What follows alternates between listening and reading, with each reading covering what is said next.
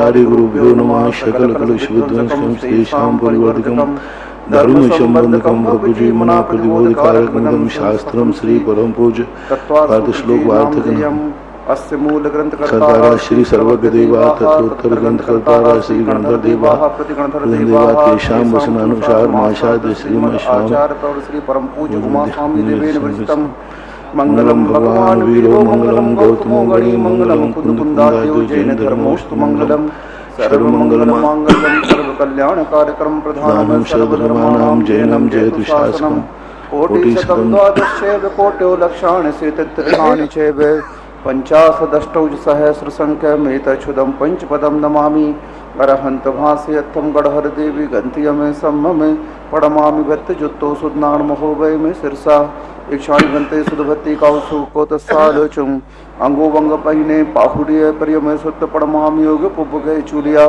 चेव सुत्त थे धम कायम से अनिचकालम अंचेमि पूज्येमि वंदामि स्वामी दुख को कमको बोहिला हो सुखी गमनम समाहि मरणम जिनगुण संपत्ति हो मज्जम नमोस्तु अपराणिक स्वाध्याय विलयम श्रीमद् आचार्य भक्तिम कायो सरगम करोमि हम।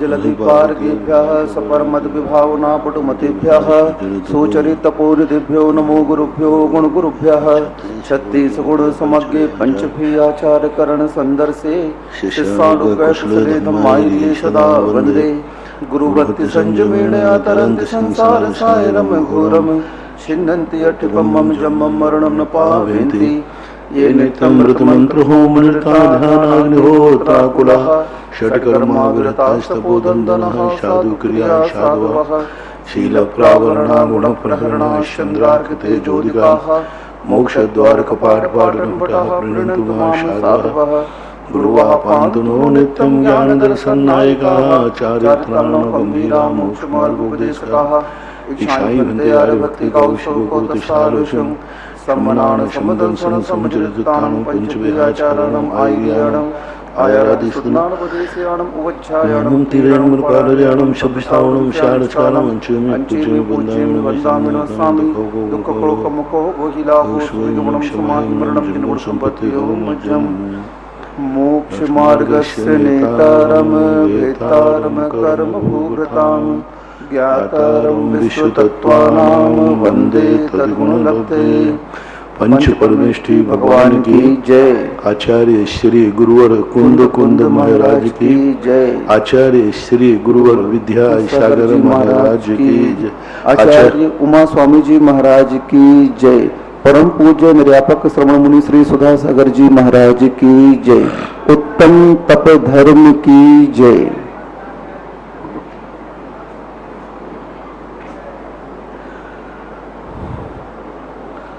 चार अध्यायों में जीव तत्व का वर्णन करने के बाद, अजीव का वर्णन करने के बाद आश्रव तत्व का वर्णन तो कर दिया।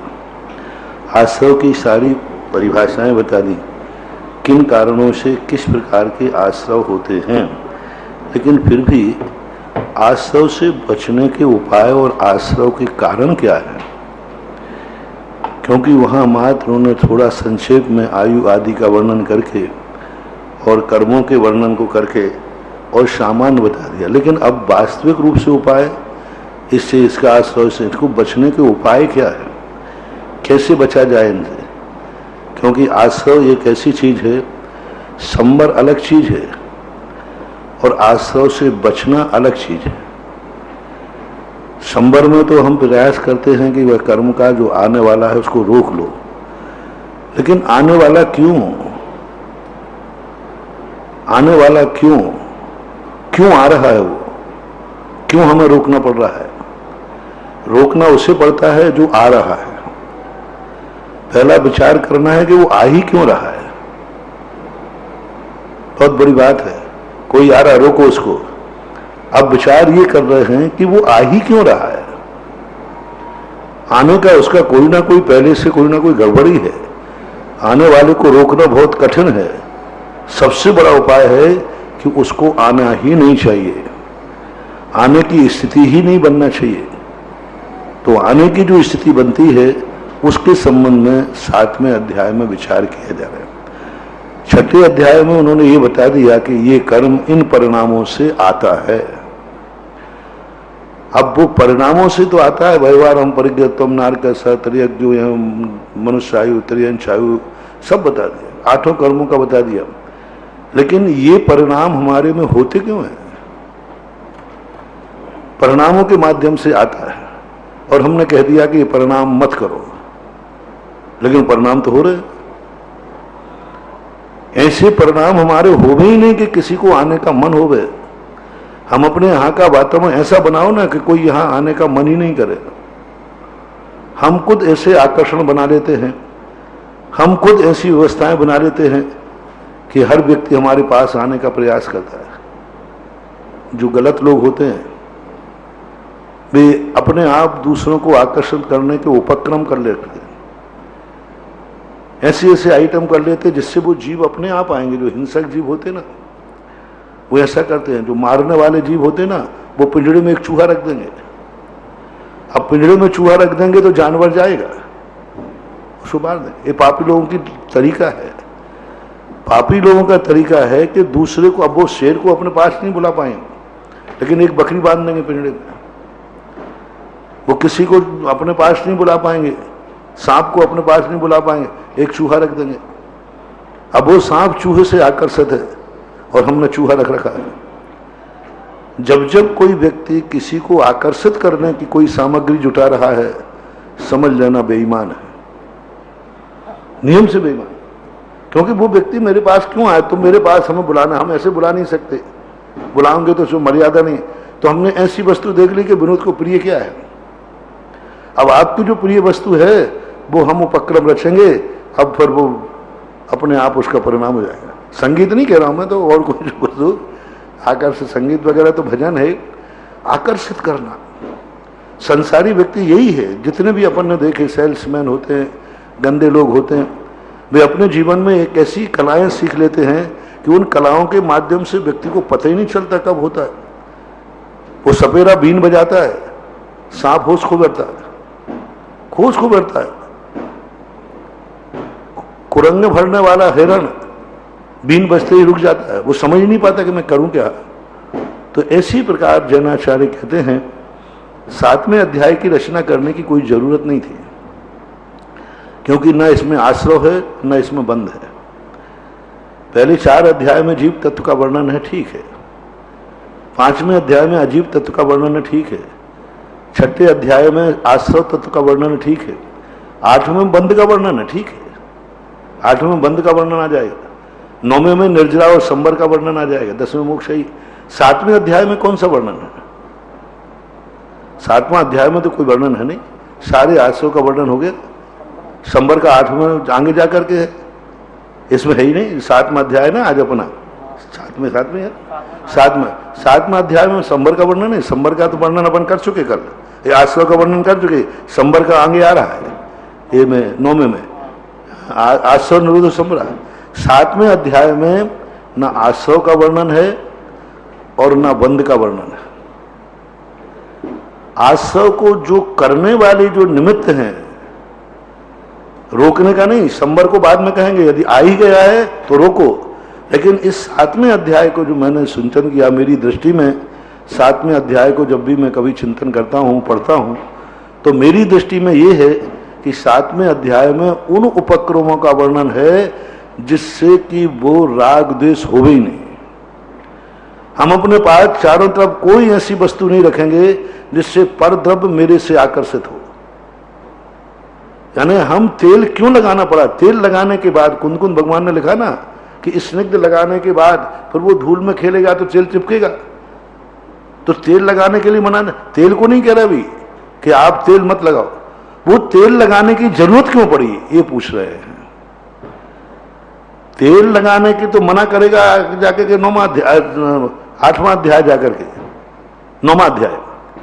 9वें अध्याय में कहेंगे देखो तुम तेल मत लगाओ, तेल लगाओगे धूल चिपकेगी।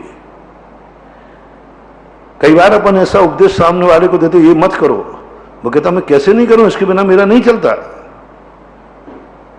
इस समस्या का समाधान कोई नहीं करता। हमेशा हम एक उपदेश देते, तुम्हें ऐसा नहीं करना, तुम्हें झूठ नहीं बोलना दुकान पर बैठ करके। वो कहता महाराज जी, बाबा जी, आप समझो बात को, बिना झूठ के नहीं चलेगा। टेक टू ऑर्डर, मेरा आदेश है। तो वो कहता अब दिए रहो आदेश, उल्लंघन कर लेगा। उसको ये समस्या है कि महाराज मुझे झूठ बोलना पड़ेगा। आप उसको वो उपाय बताइए जिससे उसको झूठ बोलना ही न पड़े। झूठ मत बोलो, ये संवर है। झूठ मत बोलो, ये संवर है। झूठ बोलना ही ना पड़े, वो सच्चा उपाय है। और पूरे तत्पाल सूत्र के अंदर इस 7वां अधिकार ऐसा है, 7वां अध्याय, जो हमें यह उपाय बताता है कि तुम्हें तेल लगाना ही नहीं पड़ेगा। तुम तेल क्यों लगा रहे हो?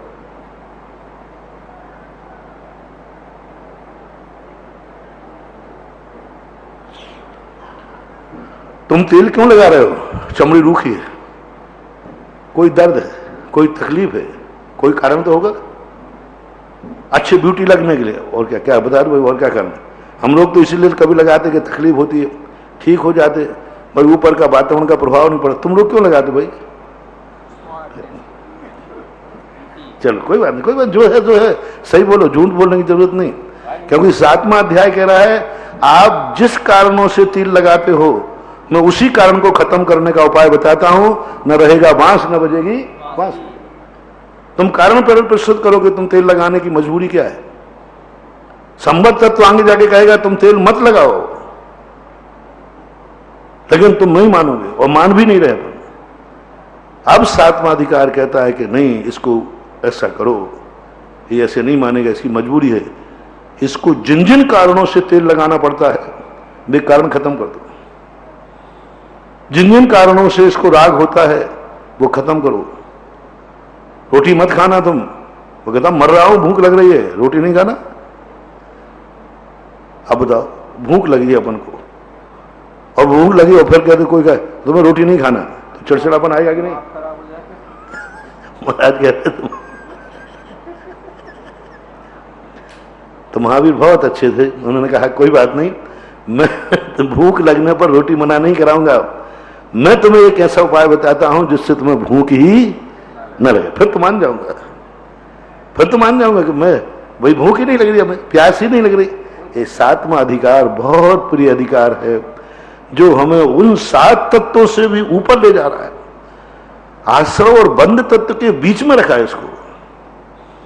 यदि ये बंध तत्व के बाद भी कह देते तो ठीक है। मध्य दीपक बनाया 7वें अधिकार को कि आश्रव और बंध के जो कारण हैं, इन कारणों के कारण को समाप्त कर दो। न तुम्हें तेल लगाने की आदत जरूरत पड़ेगी और न तुम्हारे लिए धूल चिपकेगी। ऐसा यह 7वां अधिकार जब आप चिंतन करें तो मैंने आपको मटेरियल दे दिया कि सब अधिकारों में तत्व है, क्योंकि इन्होंने तत्व की प्रतिज्ञा की थी कि मैं जीव, अजीव, आश्रव, बंध, शंबर, निर्रा तत्व कहेंगे। 7 ही तत्व थे, लेकिन 7 तत्वों में ये 7वां अधिकार तत्व से बाहर क्यों? तत्व की पूरी चर्चा कर चुके। तो अब अपन पढ़ते हैं, हिंसा नतस्ते या ब्रह्म परिग्रहेभ्यो वृत्ति व्रतम। अब देखो, जो परिणाम इसमें हो रहे थे अपने आश्रव के कारण थे, जिन जिन परिणामों से, वो परिणाम हमें क्यों हो रहा है? मुझे राग क्यों आ रहा है? मुझे क्रोध क्यों आ रहा है? कितने लोग हैं महाराज जी, मैं भी चाहता हूं क्रोध नहीं आ, लेकिन क्यों आता है आप बताओ। हमसे पूछते कई लोग, महाराज मैं गुस्सा को अच्छा नहीं मानता, गुस्सा नहीं मानता, लेकिन आप बताओ क्यों आती है मुझे? और मैं सबको जानता हूं, सत्य जान रहा हूं कि ये नहीं करना चाहिए, फिर मैं क्यों करता हूं? तो 7वां अधिकार कहता है इसका कारण है हिंसा नृतस्ते, हिंसा, अनृत, स्ते, ब्रह्म, परिग्रह, वृत्ति व्रतम। ये 5 कारणों से आपको राग द्वेष होते हैं। 5 कारणों से आपको क्रोध आता है। 5 कारणों से आपको मान, माया, लोभ, जितने ये तेल लगाने का जो भाव आया ना, ये 5 कारणों से आया। आपको जो छल कपट करने का भाव आया, इन कारणों से आया। ये हैं 5 पाप। 6वें अधिकार में पापों की कोई चर्चा नहीं की। हमारम परिग्रहत्वम नारक माया त्रयगुण से मात एक परिणामात्मक परिणति बनाई। ये परिणाम होते क्यों हैं? परिणाम बता दिए ना, तत्प्रदोष नन्नव आदि ये सब परिणाम है, भाव है परिणाम। लेकिन ये तत्प्रदोष क्यों हुआ हमें, निन्नव क्यों हुआ हमें रोना क्यों पड़ा, दुख सुख तापाक्रंदन क्यों हुआ? ये 5 कारणों से हुआ। हिंसा का भाव है, झूठ का भाव है। यदि हम हिंसा छोड़ देंगे, अनृत छोड़ देंगे, झूठ बोलना छोड़ देंगे, चोरी छोड़ देंगे, ब्रह्मचर्य अब्रह्म छोड़ देंगे, परिग्रह छोड़ देंगे, फिर हमें तेल लगाने का भाव नहीं आएगा। राग द्वेष होंगे ही नहीं। राग द्वेष काहे के लिए करोगे? हमें परिग्रह पेंसिल चाहिए तो हम इसको पाने का प्रयास करेंगे, सांची बोलकर झूठी बोलकर, जैसे बनेगा हमें ये चाहिए। लेकिन हमने कह दिया हमारी पेंसिल का त्याग है, अब हमें काहे को राग द्वेष होगा ना? हमें फिर उसके बाद कोई, अब हमने इंद्रियों के विषय छोड़ दी, उन्हें पंच इंद्रियों का निरोध कर दिया, हमने ब्रह्मचर्य ले लिया। हम स्त्री आकर्षित क्या करेगी? चले आओ ना अवसर है। तुम्हारे लिए स्त्री की जरूरत क्यों पड़ी? क्योंकि तुम अब्रह्म हो। तुम्हें पुरुष की जरूरत क्यों पड़ी? क्योंकि तुम्हारे पास अब्रह्म है। और यदि ब्रह्म में चले जाओगे तो तुम्हें चाहे वही चित्र स्वर की देवांगना भी आ जाए, मना कभी न विकार मार्ग, बिल्कुल नहीं होगा। तिदसांग ना भी नीतम मना कभी मनो न विकार मार्गम, क्योंकि उन्होंने संयम ले लिया। कितने ये 5 जो महाव्रत हैं ये साधारण नहीं है। अभी तो हम द्रव्य की बात कर रहे हैं, भाव की चर्चा नहीं कर रहे। द्रव्य से भी जब हम व्रत ले लेते हैं, किसी चीज का अपन त्याग कर देते हैं, तो अपन सोचे जब अपन कंतव्य क्या, अपन तो छोड़ चुके। जैसे जो मकान तुम बेच चुके हो, अब उस मकान में आग लग जाए तो क्योंकि मैं बेच चुका हूं, छोड़ चुका हूं, अब मेरा कोई मतलब ही नहीं है। इसी प्रकार मैंने संयम ले लिया है, अब मुझे क्या लेना देना है? अब मैं क्यों देखूं किसी की तरफ, क्यों अपेक्षा करूं? तो ये अब्रह्म है। इसी प्रकार से चोरी, हमने परिग्रह का त्याग कर दिया। मैंने कह दिया मैंने ना तो मैं अपनी तरफ से कोई वस्तु रखूंगा, मेरे भोजन की व्यवस्था का मैंने त्याग कर दिया, पहनने की व्यवस्था का त्याग कर दिया। मैं अपने खुद के मकान में बने हुए में नहीं रहूंगा, खुद का बनाया हुआ या बनवा के नहीं खाऊंगा, मैं किसी प्रकार अपने वस्त्रों को नहीं पहनूंगा, मुझे कोई लेना देना नहीं। अब मैं किसके लिए चोरी करूं?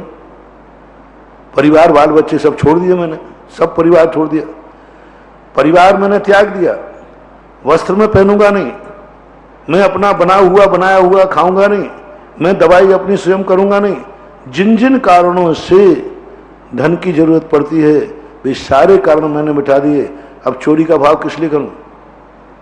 किसके लिए चोरी करूं बता दो? किसी चोर से आप पूछना, वो सारी कहानी बताता है। उनसे जब पुलिस वाले पूछते कि भाई ये बताओ तुमने चोरी क्यों की, तो वो कहता साहब मेरे पास कर्जा हो गया था, मेरे इस प्रकार हो गया था, मुझे उसने ऐसा किया, उसने ऐसा किया। बिना कारण के कोई पापी नहीं बनता। चोरों से 90% चोरों को शौक नहीं होता, 90% चोर शौक से नहीं बनते। जैसे अभी लॉकडाउन हुआ, लोगों ने कहा धंधा पानी होगा, तो बोले महाराज जी अब चोरियां बढ़ेंगी। उनकी अच्छा, इसका अर्थ चोर पैदा नहीं होता, चोर मजबूरी कराता है। अब उनको कोई कमाने नहीं बचा तो चोर बनेंगे। अकाल पड़ता है तो चोरियां शुरू हो जाती हैं, और बढ़िया सस्यामला चारों तरफ वातावरण अच्छा तो कौन चोरी करेगा?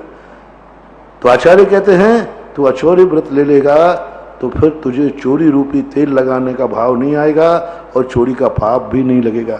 इसी प्रकार से झूठ, क्यों बोलना झूठ? किस लिए बोलना झूठ? क्या है तुम्हारे पास अब छुपाने को? झूठ बोलने लायक है क्या? इनकम टैक्स वाला आ रहा है कि चोर आ रहा है, कौन क्या आ रहा है, क्या ले जाएगा? महाराज चाबी बताओ कहां है, काहे की? वो तिजोरी की चाबी बताओ। फंस गए थे एक बार, एक महाराज थे, नाम नहीं बता रहा हूं, नाम लेने से गड़बड़ हो जाता है। यथार्थ राजस्थान की घटना है। एक बार हम लोग जो बिनोली वो निकालते ना दीक्षा के पहले, बिनोली वो निकालते हो तो खूब जम के चढ़ा देते हो। सब लोग कहते अरे ब्रह्मचारी को पहले चढ़ा करके ले लो, वापस ले लो। इतने सोने चांदी के हार मुकुट सब चढ़ाए और बाजार में निकले। अजमेर की घटना है। अब जब वो तो शिक्षा तो हो गई, दीक्षा के बाद संघ का विहार हुआ, अजमेर से बिहार हुआ, यहाँ पर पीसागंज के पास, पीसागंज से बिहार जा रहे थे। अब वो जिनकी दीक्षा थी वे छुल्लक जी बने थे। तो जैसे वो पीछे शौच के लिए लघु शंका के लिए रुके तो चोर थे, उनने पकड़ लिया। बाबा जी वो माल कहाँ है जो तुम्हें दीक्षा में चढ़ा था? अब महाराज इतने सीधे महाराज थे, उन्होंने कहा साहब मेरे पास कुछ नहीं, मैंने सब छोड़ा है। बोले बदमाश है तू, इतने पहने थे तूने, वो माल कहाँ है तेरे पास, माल बताओ। जम की तो पिटाई की उनकी, लेकिन अब बताने का हो तो पता हो तो बताए। वो कह रहा मुझे ये भी पता नहीं कि मेरे लिए चढ़ाया किसका था, वो तो श्रावक लोग लाए और चढ़ा के ले गए। बोले नहीं तू झूठ बोला, और कुएं में पटक दिया और कुएं में फेंक दिया उनको। और फेंकने के बाद चले गए। 3 दिन तक पूरी दुनिया में महाराजों को ढूंढा, पूरा राजस्थान ऊंचे नीचे हो गया, सब कहीं नहीं मिले। कौन देखे? जब पहले फिर बारीक खोजबान हुई, कहां से गायब हुए, कैसे गायब हुए। 3 दिन तक कुएं में, उस कुएं में सीढ़ियां नहीं थी, तो कंगनी पकड़ करके, वो कंगनी होती ना थोड़े, उस कंगनी के सहारे पकड़कर 3 दिन वो महाराज बैठे रहे वहां, जैसे भी बने हो। अब बोलो किसका परिणाम है? अब है ही नहीं तो क्या बोले, मार डालो और क्या करो। झूठ जब भी बोलना पड़ता है, जब कोई हमारे वस्तु, हमारी प्रिय वस्तु कोई छीनता है तो हमें झूठ बोलना पड़ता है। हिंसा, हमने सब जीवों की दया भाव है। मैं किसके प्रति बुरा सोचूं, मैं किसका विनाश करूं, क्योंकि कोई मेरे प्रति दुश्मन है ही नहीं। सत्वेषु मित्र, मित्रों का थोड़ी विनाश किया जाता है। विनाश तो दुश्मन का किया जाता है, मित्रों का विनाश नहीं किया जाता। तो इस प्रकार से पूज्यपाद उमा स्वामी महाराज ने कहा ये 5 पापों से तुम व्रती हो जाओ। व्रति, व्रतम, व्रत यानी छोड़ना, त्याग करना, व्रत यानी संकल्प। व्रति शब्द अलग है और व्रत यानी अलग है। व्रति, व्रति यानी त्याग करने का, व्रत यानी संकल्प। व्रत यानी संकल्प होता है, व्रत यानी गोल घेरा, संकल्प, यही संकल्प है। हमने ये व्रत बना लिया, हम इससे बाहर नहीं जाएंगे। उसमें भी री है नीचे, उसमें भी ये रा नहीं है। जो व्रत गोल बनता है ना, गोल, उसमें री है नीचे। हाँ, तो व्रत शब्द जो है ये संकल्प के अर्थ में आता है। हमारा व्रत है, संकल्प है, ऐसी इच्छा से।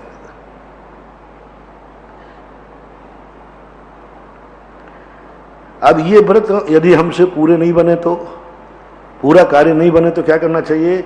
देश सर्वतोण महती, यानी एक देश और सर्वदेश जो है, अणुव्रत और महती, अणुव्रत और महाव्रत होते हैं। इनमें एक देश सभी को मालूम है, प्राय प्रचलित है अपने यहाँ, कि एक देश पापों का त्याग करना और सर्वदेश पापों का त्याग करना। ये कहता है ततस्थयार्थम भावना पंच पंच। व्रत तो ले लेते हैं लेकिन स्थिर नहीं रह पाते। व्रत तो ले लिया कि मैं हिंसा नहीं करूंगा, लेकिन संसार में निमित्त आते ही भाव आ ही जाता है, आ जाता है। झूठ बोलने का नियम ले ला, मैं झूठ नहीं बोलूंगा। सबके सामने प्रतिज्ञा ली थी दीक्षा के समय, मैं सत्य महाव्रत धारण करता हूं और सत्य का त्याग करता हूं। कितने बार होता है कि झूठ बोलने का मन हो जाता है, झूठ बोल देते हैं। कोई किसी से बोलना मत, सब लोग अपनी अपनी छाती पे हाथ रख के पूछ लो। तुम लोग गृहस्थ लोग भी, अभी मैं कहूं तो महाराज जी आप कैसी बात कर, मैं तो कभी झूठ बोलते ही नहीं हूं। अरे झूठ नहीं बोलता, जिन्होंने अभी झूठ का त्याग कर दिया है वे ही झूठ बोल जाते हैं। तो तूने तो अभी झूठ का त्याग ही नहीं किया। जो महावृत्ति मुनिराज, जो ये लक शुल्लक आरिकाएं, ब्रह्मचारी ब्रह्मचारियां, जिन्होंने झूठ बोलने का त्याग किया है, पूरे भरी सभा में देव साध गुरु की साक्षी में कितने बार झूठ का आलम्बन ले लेते हैं, कितने बार झूठ बोल देते हैं। कभी मन से झूठ बोल देते हैं, कभी वचन से, कभी क्रिया से।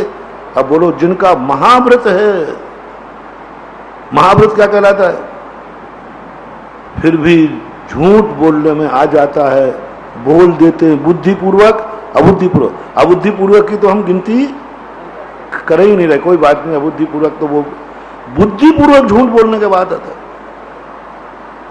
कैसे करें? चोरी के भाव आ जाते, छुपने के भाव आ जाते। चोरी का अर्थ मात्र वस्तु उठाना ही नहीं है, छुपना भी चोरी है, बचना भी चोरी है। कोई मुझे चोरी के समय अचोरी भावनाएं अभी आएंगी, अब देखना कैसे बचोगे देख तो लो सही। ये महाव्रत कोई हंसी मजाक नहीं है लेना। इन महाव्रतों का पालन करना, जो कहते हैं कि ये तलवार की धार पे चलना है, मुझे तो तलवार की धार पे चलना सरल दिखता है। ये 5 महाव्रत कठिन दिखते हैं। बसंती नाचे कांच पे, वो सरल है, वो तो सरल है। लेकिन ये 5 महाव्रत लेने के बाद भावनाओं की स्थितियां ऐसी विचित्र हैं कि आत्मा कांप जाती है। 5 महाव्रतों, 5 इन पापों की जो भाव रखने के लिए, वृत्ति के त्याग करने की बात जो स्थिर रखने की भावनाएं कही हैं, अच्छे अच्छे कांप जाएंगे। तो ऐसे इसी प्रकार से इससे जो अब्रह्म इंद्रियां हैं, 5 इंद्रियों का निरोध किया था। मैं रसना इंद्रिय पर विजय प्राप्त करूंगा हूं, आ ही जाता है थोड़ा ही सा। आज भोजन हो मजा नहीं है। देखो डरो मत, सत्य को छुपाने से कोई वो सत्य नहीं हो जाता, आता है। थोड़ा सा यदि आहार में प्रतिकूलता आ जाए, स्वाद नेत्रों का, कानों का, थोड़ी सी अप्रिय वस्तु सुनने में आ जाए, फनफना जाता है। थोड़ी सी कोई गंदी वस्तु देखने में आ जाए तो यूं मुंह फेर लेते। थोड़ी सी अपनी इष्ट वस्तु दिख जाए तो राग उमड़ पड़ता है, और अनिष्ट दिख जाए तो द्वेष भी आ जाता है।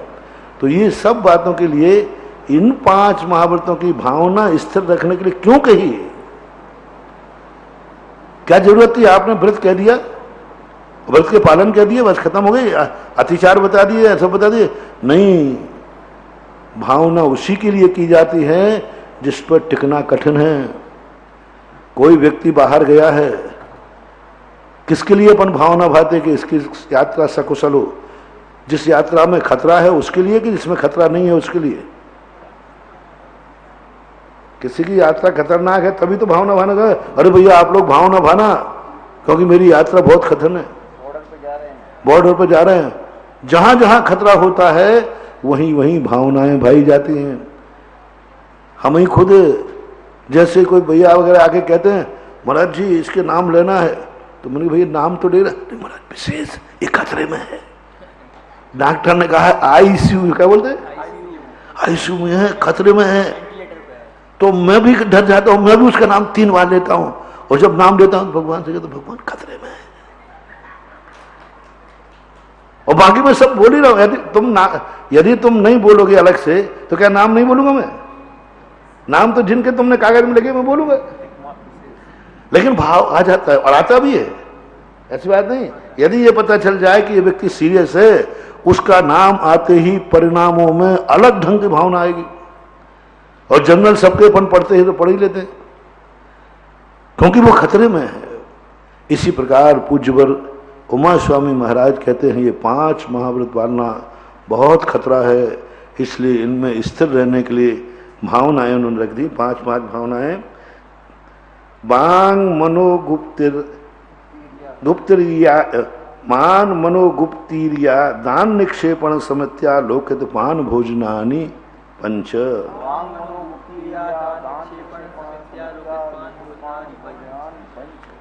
अब ये जो पहली 5 हैं क्या हैं? हिंसा व्रत की 5। बांग, मनोगुप्ती यानी वचन गुप्ती और मनोगुप्ती, ये हिंसा से बचने के उपाय हैं। गुप्ती के 2 अर्थ है, एक शराग गुप्ती और एक वीतराग गुप्ती। वीतराग गुप्ती तो है गोपनम गुप्ती, अपने में स्थिर हो जाना। शराग गुप्ती क्या है? बुद्धिपूर्वक हम किसी का विनाश नहीं करेंगे। पूज्यवर ब्रह्मदेव सूर्य ने शराग गुप्ती के संबंध में बहुत अच्छी चर्चा की है द्रव्य संग्रह की टीका में।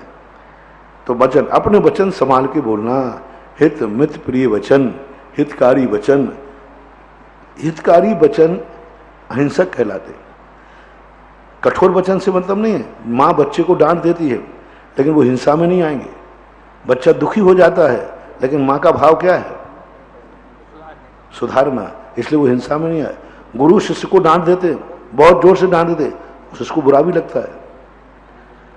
कई बार गुरु डांटते हैं तो शिष्य को बुरा भी लगता है, लेकिन गुरु को दुख देने का पाप नहीं लगेगा, क्योंकि उनके लिए अभिप्राय में बहुत उनका अच्छा भाव है। बुरा लगे तो लगे, माँ बेटे को थप्पड़ भी मार देती है, मानती है कि चोट लगती है, लेकिन वो हिंसक नहीं है, क्योंकि उसके सुधारने का भाव होता है। मनोगुप्ती, मन में किसी के संबंध में बुरे विचार लाना भी हिंसा है। पूज्यवर अमृतचंद सूरी महाराज पुरुषार्थ सिद्ध उपाय में वास्तविक हिंसा राग द्वेष को कहते हैं। स्पष्ट रूप से उन्होंने कहा वास्तविक हिंसा तो राग द्वेष है, ये द्रव्य हिंसा तो द्रव्य हिंसा नहीं है। द्रव्य हिंसा होते हुए भी हिंसक हो ये कोई नियम नहीं है। कितनी अच्छी बात कही पुरुषार्थ सिद्ध उपाय के अंदर कि द्रव्य हिंसा हो भी जाए तो वो हिंसक नहीं हो सकता, जरूरी नहीं है। लेकिन जहां भाव हिंसा है वहां तो हिंसक है ही है। यानी राग द्वेष को हिंसा कह करके बहुत अच्छी 3-4 गाथाओं में उन्होंने व्याख्या की है। इस प्रकार इसी प्रकार उन कह रहे हैं मन के अंदर गुप्ती, यानी मन में बुरे भाव नहीं आना। आदान निक्षेपण, वस्तु को आदान ग्रहण करना। कैसे ग्रहण करना? बिना देखे ग्रहण करना। अब तुम कहें यहाँ काय गुप्ती क्यों नहीं कही? वचन गुप्ती कह दी, मन गुप्ती कह दी, काय गुप्ती क्यों नहीं? काय गुप्ती के 3 भेद किए, ईर्ष्या समिति, आदान निक्षेपण और विसर्ग। इस प्रकार से आदान निक्षेपण समिति, आलोकन पान भोजनानी, यानी ईर्ष्या, काय की जो क्रियाएं हैं, ईर्ष्या समिति, ये काय गुप्ती में आ जाएगा। सावधानी से देख कर चलना। आदान निक्षेपण, आदान निक्षेप, आदान यानी वस्तु को ग्रहण करना, निक्षेप यानी वस्तु को छोड़ना। ये सब काय गुप्ती में आ रहे हैं। देख करके ग्रहण करना और देख करके परिमार्जित करके, देख करके आदि क्रियाओं करके वस्तु को रखना चाहिए। तो काय गुप्ती के उन्होंने 3 भेद कर दिए, आदान, ईर्ष्या, आदान और निक्षेपण। इसमें काय गुप्ती ले लेना। समिति, अक्सर कर लोग यही प्रश्न करते हैं कि यहाँ काय गुप्ती को क्यों छोड़ा? छोड़ा नहीं है, काय गुप्ती को विश्लेषण कर दिया है।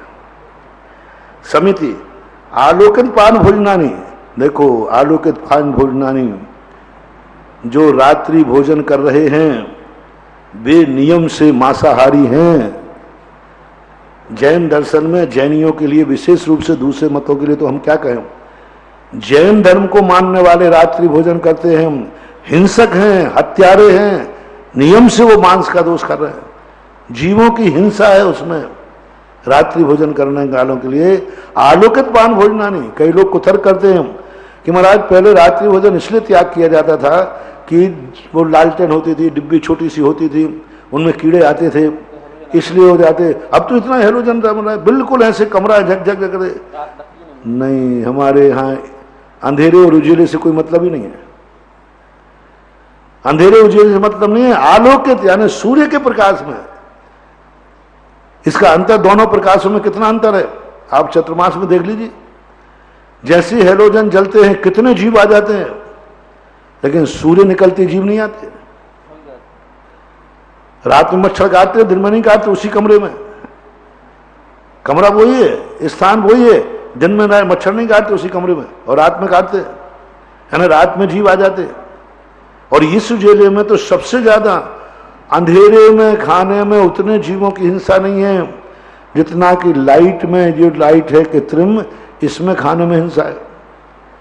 अंधेरे खाने में तो कोई बड़ा ही जीव आके गिरेगा, लेकिन इस लाइट में तो 14 इंद्रिय आदि आकर के सब मत और जीव और आ जाते। जब हम लोगों को आहार के संबंध में चर्चा आई कि आचार्य से हम लोग, लाइट जली है तो उसमें आहार करने में क्या बाधा है? पहले से जल रही है, पहले से जल रही, ठीक है, जला दिया तो अपन मान लेते हमारे लिए आराम किया। जल रही है तो हम लोग क्यों लौटे? तब आचार्य ने कहा कि नहीं, उस जहां जल रही है तो जलने में कोई आपत्ति नहीं। क्या उस लाइट का उजाला तुम्हारी अंजुली पे पड़ रहा है? यदि अंजुली पे पड़ रहा है तो उस लाइट में जो जीव आ रहे हैं वो तुम्हारे अन्न की गंध के कारण अंजुली में आएंगे, पक्का है, अंजुली में आ जाएंगे, तो तुम्हें मांसाहार का दोष लगेगा। और दूर लाइट जल रही है, तुम्हारे से कोई लेना देना नहीं, तो उससे कोई तुम्हें मतलब नहीं। तो उन्होंने कहा लाइट के उजेले में जीवों की उत्पत्ति, जो आज कुतर्क करते हैं कि हम लोग तो घर में लाइट जला रहे हैं, उजेले में खा रहे हैं, नहीं, उस लाइट के माध्यम से असंख्यात सम्मूर्छन जीव आ रहे हैं। इसलिए आलोकित यानी सूर्य के प्रकाश में ही भोजन करना। वो तो सब रात्रि भोजन जो बनते हैं आप देख लो, आप लोग तो मैं क्या बताऊं, हम लोग तो उतना देखते नहीं। आप लोग जहां रात्रि के जो भोज बनते हैं ना, देखो बड़े बड़े हैलोजन जलते हैं, वहां कितने पतंगे आगे गिर रहे हैं, सब कढ़ाई में गिर रहे हैं। आप लोग तो बनवाते हो, बनाते हो, सब खाते हो, इतने बड़े हैलोजन लगे रहते हैं और सारे जानवर आकर के उसी में पड़ते हैं। क्या करें? रात का बना वो दिन में खाएं तो ये लोग वो मांस खा रहे हो, पका हुआ मांस है वो। रात में बना हुआ खाना या रात में खाना, दोनों में कोई अंतर नहीं है। एक में तुरंत ताजा मांस खाया, एक ने एक रात पुराना मांस खाया तो मांस ही बड़ा तो है। क्रोध लोभ भीर तो हास प्रत्याख्यानान्य नुवीचि भाषणम च पंच।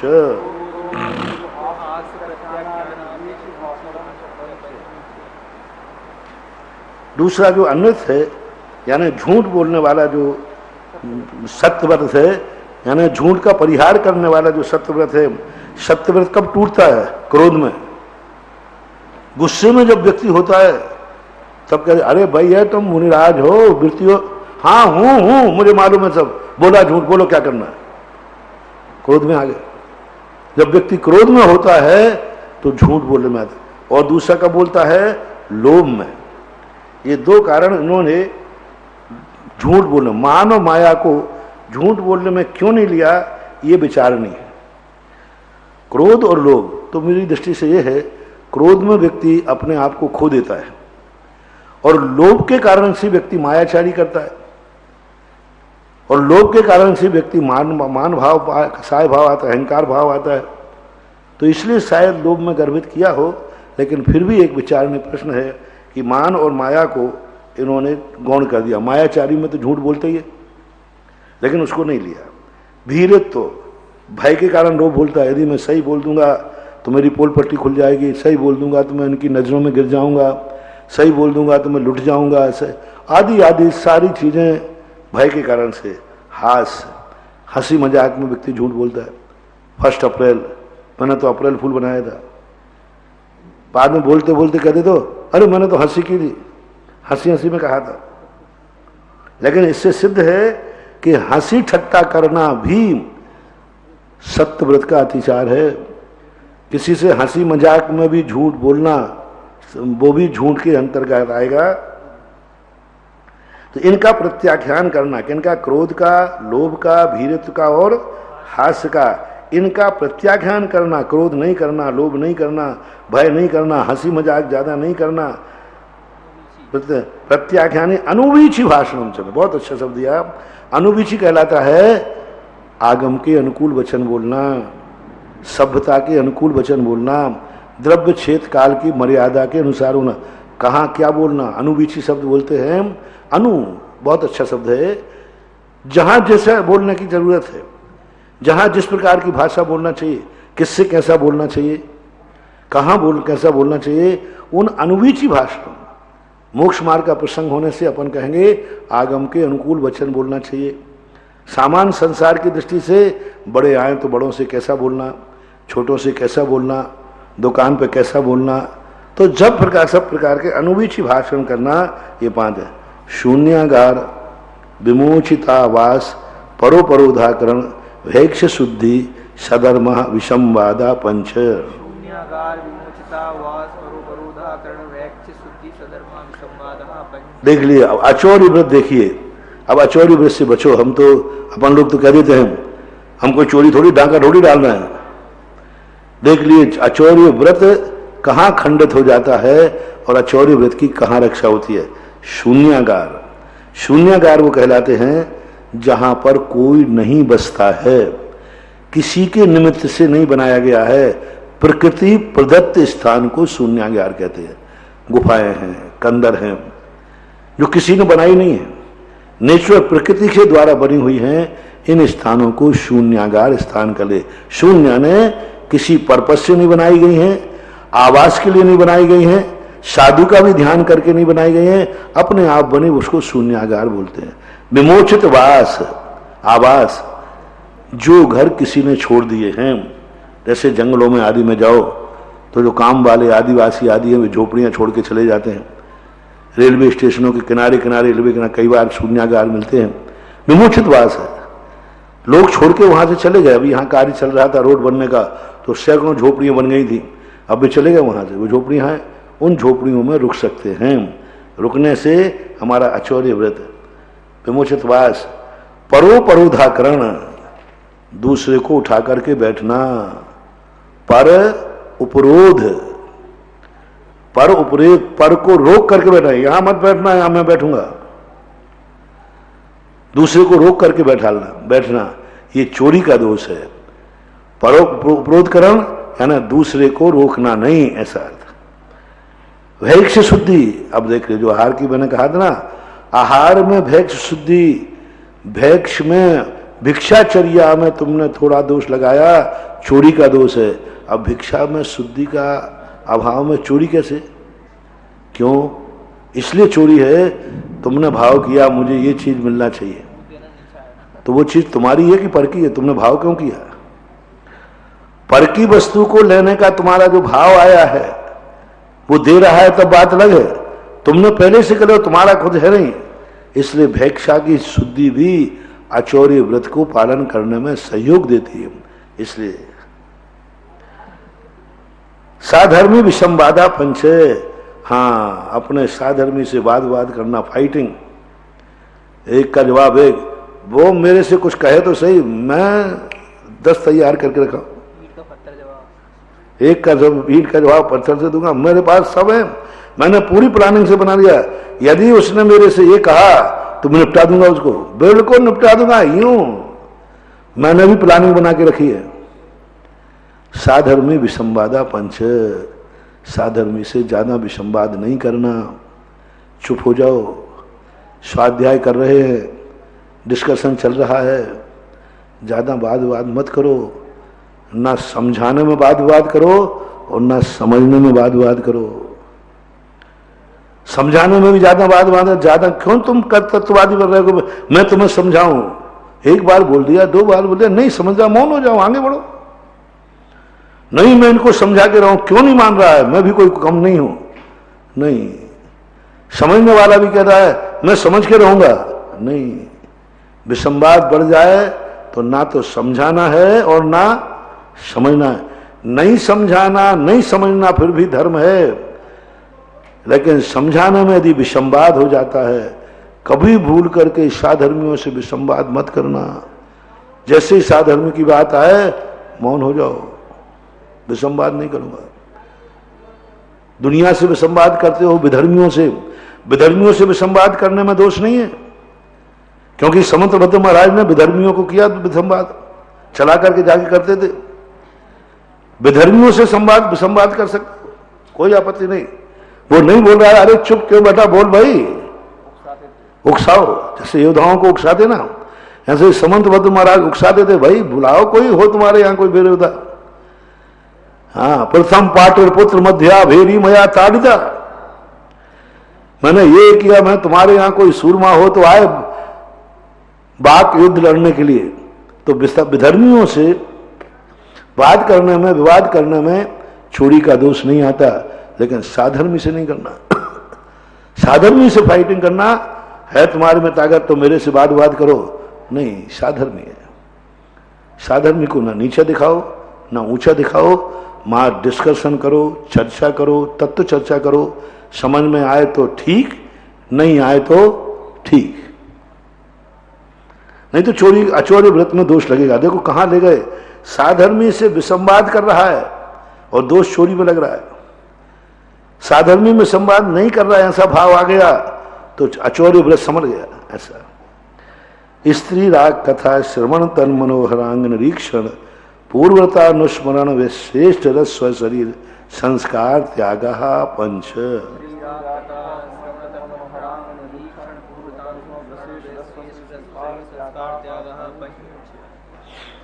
कहां जाकर के ब्रह्मचर्य व्रत की रक्षा कैसे करूं? स्त्रियों की राग कथा नहीं करना है। स्त्री कथा, स्त्रियों के संबंध में ज्यादा रुचि लेना, स्त्रियों के प्रसंगों को ज्यादा छेड़ना, स्त्रियों के शरीर अंगोपांग, उनकी सारी क्रियाओं के हाव भाव पे कोई चर्चा, श्रृंगार रस प्रधान नहीं होना चाहिए प्रवचन। स्त्री कथा से युक्त नहीं होना चाहिए प्रवचन, स्त्रियों के हाव भाव से युक्त नहीं होना चाहिए प्रवचन। जितना कम से कम स्त्रियों के प्रसंग आवे उतने हो, और आवे तो कम से कम उनकी कुचेष्टाओं का रागात्मक वर्णन तो करना ही नहीं चाहिए। क्योंकि स्त्री कथा करने से, नियम से जो स्त्रियों की कथा करते हैं, श्रोता स्पष्ट समझ जाता है इनके प्रति स्त्री राग है। अपन लोग समझते हैं कि हमसे स्त्रियां प्रभावित हो रही हैं। प्रभावित नहीं हो रही, वे तुम्हारी अंदर की नीयत जान रही हैं। स्त्रियों के राग की श्रृंगार की कथाएं अपन करेंगे ना, तो जो अच्छी नहीं है वो तो ठीक, जो असज्जन स्त्रियां हैं वे तुमसे प्रभावित नहीं होंगी, बल्कि तुम्हारी नीयत को जान जाएंगे, तुम्हारे प्रति उनकी अश्रद्धा भाव हो जाएगी। और लोग स्त्री प्रधान प्रवचनों की लोग निंदा करते हैं। हाँ, स्त्री एक ऐसी चीज है जिसकी चर्चा करने में भी कलंक है, देखने भी कलंक है, संगति तो कलंकित है ही। उनकी चर्चा करना भी कलंक का कारण है। स्त्रियों की यदि तुमने ज्यादा चर्चा की तो तुम्हारा अपराध हो जाएगा। उनको देखना भी अपराध है। सारी दुनिया को गेय बना लेना, लेकिन स्त्री को गेय मत बनाना। हाँ, सारी दुनिया को गेय बना लेना, कुत्तों को, बिल्ली को, दुनिया के जितने कुत्ते को, बिल्ली को, सूकर को, सांप को, छछूदर को, इनको जितना देखना, चश्मा लगा के देखना सांप को, हाँ सांप है, कुत्ता है, बिल्ली है। लेकिन स्त्री को चश्मा तो क्या, टेढ़ी निगाह से भी मत देखना, वो खतरनाक है। हाँ, क्योंकि नेचुरल है, स्वभाव है, क्योंकि संसार में ऐसा देखा गया है, इसलिए सावन के आंधरे को हरा हरा ही दिखता है। तुम्हारे भली वीतराग भाव हैं, लेकिन दुनिया के वीतराग भाव नहीं है। स्त्री राग कथा श्रवण, स्त्रियों की कथाओं का सुनना और सुनाना दोनों भी लेना। रागात्मक कथाओं को कई लोगों को बड़ा रस आता है। तन मनोहरांग निरीक्षण, तन यानी तत्, उनके मनोहर अंगों का निरीक्षण करना।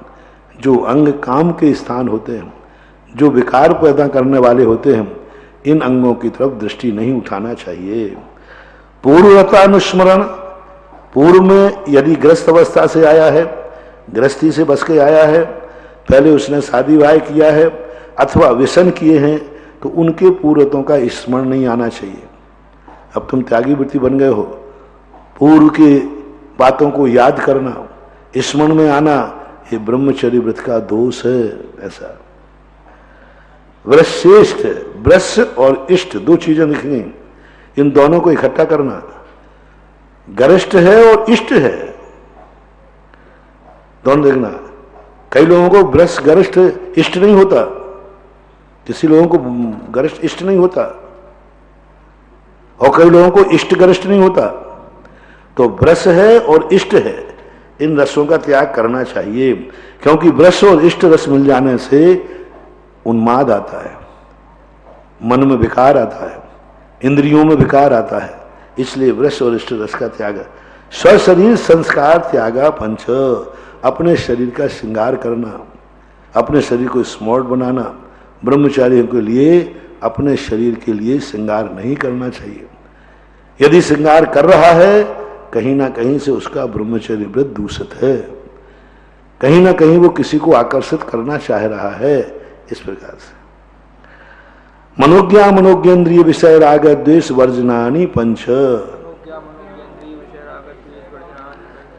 इसको इकट्ठा कर लें आप। मनोज्ञ और अमनोज्ञ, इंद्रिय विषय राग, द्वेष वर्जनानि, यानी पांच इंद्रियों के ये पांच है। स्पर्श इंद्रिय का मनोज्ञ अमनोज्ञ, रसना इंद्रिय का मनोज्ञ अमनोज्ञ, गंध का मनोज्ञ अनोज्ञ, कर्ण का मनोज्ञ अनुमोज्ञ और स्पर्श का मनोज्ञ अनोज्ञ। रस का ले लो, पांचों इंद्रिय। तो पांचों इंद्रियों के मनोज्ञ और अमनोज्ञ ये पांच भावना है। इनके विषय यानी पांचों इंद्रियों के जो विषय हैं उनमें राग और द्वेष, मनोज्ञ से राग होगा और अमनोज्ञ से द्वेष होगा। इनकी 5 भावनाएं निकालना है अपन को। तो 5 भावनाएं ऐसी मत निकालना, मनोज्ञ, अमनोज्ञ, इंद्रिय, विषय राग, विषय और राग द्वेष बोलना, ऐसा नहीं है। 5 इंद्रियों में मनोज्ञ अमनोज्ञ लगाना बस। 5 इंद्रिय, ऐसे मान लो स्पर्शन का मैंने कहा, स्पर्शन इंद्रिय के विषय में मनोज्ञ अमनोज्ञ में राग द्वेष नहीं करना, त्याग करना 5 इंद्रियों के, और 5 इंद्रियों की 5 भावनाएं हो जाएंगी, ऐसा बनाना चाहिए। हिंसा दिश्वा मुत्रा पाया वद्य दर्शनम, हिंसा आदिशु, हिंसा झूठ चोरी आदि सभी में, यह अमूत्र, इधर और उधर, मतलब यहां भी और वहां भी, अपाय दर्शन। अपाय का अर्थ होता है दुर्भाग्य, अपाय का अर्थ होता है तिरस्कार, अपाय का अर्थ होता है गिलानी, हानि। अपाय के अनेक अर्थ होते हैं। हाँ नहीं, वो अपाय अलग है। यहां अपाय का अर्थ है तिरस्कार, दुर्भाग्य। यहां भी तेरे दुर्भाग्य होगा, हानि होगी, और वहां भी तेरा दुर्भाग्य होगा। जो हिंसादि 5 पाप करेंगे तो इस भाव में तो उसकी निंदा होगी, दुर्भाग्य हो गई, पर भाव में होगी, और वध, यहां तक कि 5 करने वालों का स्वयं वध कर दिया जाता है। ये भी दूसरों का वध कर देगा, सामने वाले भी तुम्हारा वध कर देंगे, ऐसा देखा गया। अवध नहीं तो वध, अवध शब्द है तो अवध,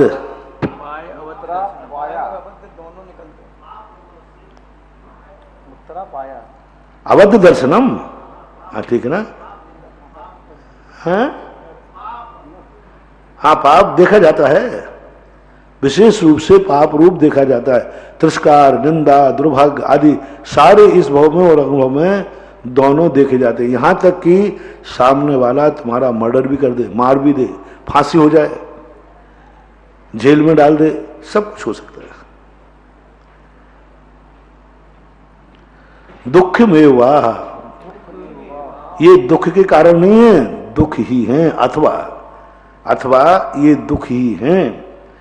मैत्री प्रमोद कारुण्य माध्यस्थानी च सत्य गुणाधिक क्लिश्यमाना विनेयेषु।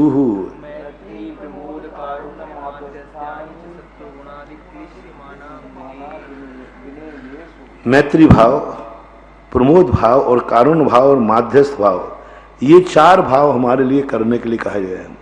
तो 4 भाव किनके प्रति करना? सत्वेषु, सत्वों के प्रति मैत्री भाव। गुणाधिकेषु, गुणाधिकों में प्रमोद भाव। क्लिष्टमानेषु, जो क्लिष्टमान है, दुखी हैं, आफत के मारे हैं, उनके प्रति क्या करना? कृपा, कारुण्य भाव। और अभिनयेषु, अभिनयेषु नहीं है, अभिनय नहीं है, ई की मात्रा है ना के ऊपर। अभिनय यानी जो उद्दंड हैं, विपरीत बुद्धि वाले हैं, अभिनय हैं यानी जो समर्पित नहीं है। विनय किसको बोलते हैं? शिष्य को। जो शिष्य नहीं है यानी समर्पित नहीं है, विपरीत बुद्धि, अपन से विरोध रखते हैं, उनके प्रति द्वेष भाव नहीं रखना, माध्यस्थ भाव रखना। मौन हो जाओ, सबसे बड़ी चीज अपानी तुम्हारे से नहीं पड़ती, खत्म बात हो। हमारा कोई राग द्वेष नहीं है, राग द्वेष नहीं, कसाय भाव है, तुम मेरी बुद्धि के विपरीत हो, हम तुमसे मौन है। हम आपके कार्यों में कोई बाधा नहीं डाल रहे, आप जो करना तो करो, मुझे आपसे कोई मतलब नहीं है। जैसे आपकी सीधी भाषा में कहते, भैया हमारी तुम्हारी बनती नहीं है, हमें तुम्हारे से कोई मतलब नहीं है, तुम क्या कर रहे हो तुम जानो, तुम्हारा काम जाने, मैं उस तरफ आंख उठा के देखूंगा ही नहीं। तो ये कहलाता है, बहुत अच्छा शब्द दिया जैनियों ने, अभिनयेषु माध्यस्थ भावम। जो अपने स्वभाव, किसी के स्वभाव को मत बदलो, नहीं बदल पाओगे, अपने आप को बदल दो। सामने वाले को मत समझाओ, तुम खुद समझ जाओ। आज का युग तो समझाने का है ही नहीं, समझने का है। जिसको समझाया वो दुश्मन बन गया। तुम समझा के देखना एक आध बार, वो तुम्हें बैरी मानने लग जाएगा। तुमने थोड़ा समझाने गए कि मैं महाराज को समझा दूं, महाराज कहते यही एंटी है हमारा। ये नहीं समझेंगे कि इसने मेरे ऊपर उपकार किया, इसलिए जब जब जिसको समझाने गए, एक बार एक श्रावक लोग किसी महाराज को समझाने गए, खिड़की में से कूद के भागे। मुझे श्रावक समझाने गए तो बहुत अच्छे था, मुझे मालूम है अच्छी तरह से, मेरे पास कह के महाराज जी एक महाराज थोड़ा सा गड़बड़ कर रहे हैं, उनको मैं समझाना चाहता हूँ, और हम जाओ समझाओ, अच्छी बात है। और बहुत बड़े विनय से सबने नमस्कार किया, महाराज जी हमारी विनती आप ऐसा मत करो, ये दिगंबर धर्म के खिलाफ है, आज तक ऐसा नहीं हुआ। और ये कहना था ही, और महाराज ने ऐसे आपे से बाहर हुए और उनके भगतते हुए डंडे लेके आ गए। सारे पंडितों ने कहा महाराज हम लोग खिड़की में से कूद के भगे। तो आज का डंडा खाना हो तो समझाओ, और नहीं तो स्वयं समझ जाओ, जो हो रहा है होने दो, किसी को मत समझाओ। दोष वादे मौन्यम, क्योंकि दुश्मन बन जाता है। जिस को तुमने समझाया, तुमने किसी को टोकना चालू कर दिया, देख लेना वो मुंह बना लेता, उसके मन में आह्लाद भाव नहीं आता, उसका चेहरा बता देता है कि इसको मेरा समझाना, मेरा टोकना अच्छा नहीं लग रहा है। जगत काय स्वभाव व संवेग वैराग्यार्थम, जगत काय, जगत यानी संसार का, काय यानी शरीर के, स्वभाव दोनों के स्वभाव को क्या क्या करना, संवेग और वैराग्यार्थम, वैराग्य का प्रयोजन बनाओ। प्रयोजनार्थम, प्रयोजन के अर्थ में आया है यहाँ, संवेग वैराग्यार्थम, संवेग और वैराग्य का कारण है। जगत के स्वभाव को, जगत अपन सब देख रहे हैं, सब धोखे की ठाटी है, सब नश्वर है, जो पर्याय हैं ये सब मिट जाती हैं, पानी का बलबूजा है, बिजली के समान है, सब धोखे की ठाटी है। बनारसी दास कहते हैं ये संसार क्या है, धोखे की ठाटी है। हाँ, और यह जगत ये जिया जग धोखे की ठाटी। और अपनी मरे 12 भावना में कहा, सुतदारा हो ये नसीरी, सब स्वार्थ के हैं बीरी। जब बेटे ही अपना नहीं हो रहा है, जिस 25 साल बाल के पाला और बड़ा होने के बाद वही छोड़ के चला जाता है, कोई मतलब नहीं, सब दुनिया का है। तो ऐसा सोच करके संवेग भाव आना चाहिए और वैराग भाव आना चाहिए। संवेग भाव अलग है, वैराग भाव, संवेग भाव यानी उन चीजों के प्रति उदासीन भाव, वैराग भाव यानी उपेक्षा भाव। प्रमत्त योगात् प्राण विप्रोपणम हिंसा, प्रमत्त के योग से प्राणों का विप्रोपण करना हिंसा है। विशेषण के साथ ही हिंसा माने, प्राण विप्रोपणम हिंसा नहीं, प्रमत्त योगात्।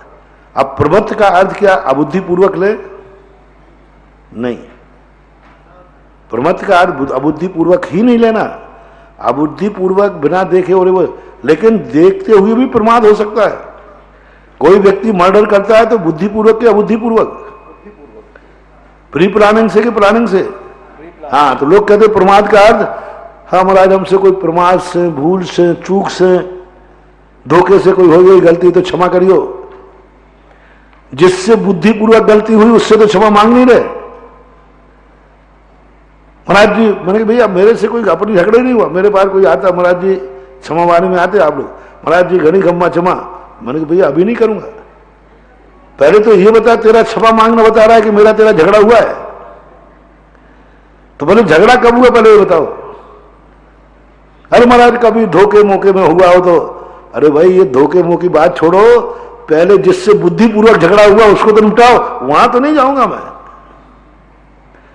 तो प्रमाद का अर्थ अकेला अबुद्धिपूर्वक मत लेना, बुद्धिपूर्वक भी। प्रमाद की परिभाषा क्या है, निष्प्रयोजन, कसाई के वशीभूत। पूज्य जयसेन स्वामी ने प्रमाद की बड़ी परिभाषा, कसाई के तीव्र हृदय का नाम प्रमाद, कुशलेषु अनादरा, ये परिभाषा जयसेन स्वामी के। कुशलेषु अनादरा प्रमाद, कुशलता में अनादर करना, यानी जहां जो करना चाहिए था वह नहीं करना ही प्रमाद है, चाहे वो बुद्धिपूर्वक हो अथवा अबुद्धिपूर्वक हो, ऐसा मानना चाहिए। अदत्ता दानम स्तेयम नहीं, असद अभिधान मन्नतम। हाँ, तो इस पे असद अभिधान, असद अभिधान करना, जो है नहीं उसका विधान करना। वस्तु वैसी है नहीं फिर भी उसका विधान करना, ये अन्यत कर रहा है। अन्यत का अर्थ है झूठ। असद के अर्थ भी अनेक अर्थ होते हैं। असद का अर्थ जो नहीं है वैसा करना। असद का अर्थ होता है जो कहने योग्य नहीं है वो कहना। असद का अर्थ ये भी है। असद सत शब्द प्रशंसावाची है, प्रशस्तवाची है, सत्कारी कर रहे हैं, प्रशंसा। तो यहां असद का अर्थ अकेला यही नहीं कि जो नहीं है उसको कहने का नाम ही झूठ नहीं है, बल्कि है लेकिन कहने योग्य नहीं है, उसको भी कहना झूठ है। वहां अपने आप को सदरना। अन्यथा क्या कहलाएगा? बात तो सही है लेकिन कहना उचित नहीं है। कहने से मामला बिगड़ जाएगा, इसकी सारी जिंदगी खत्म हो जाएगी, इसकी सारी इज्जत धूल मिल जाएगी। मौन रहना, ये कौन सा व्रत है?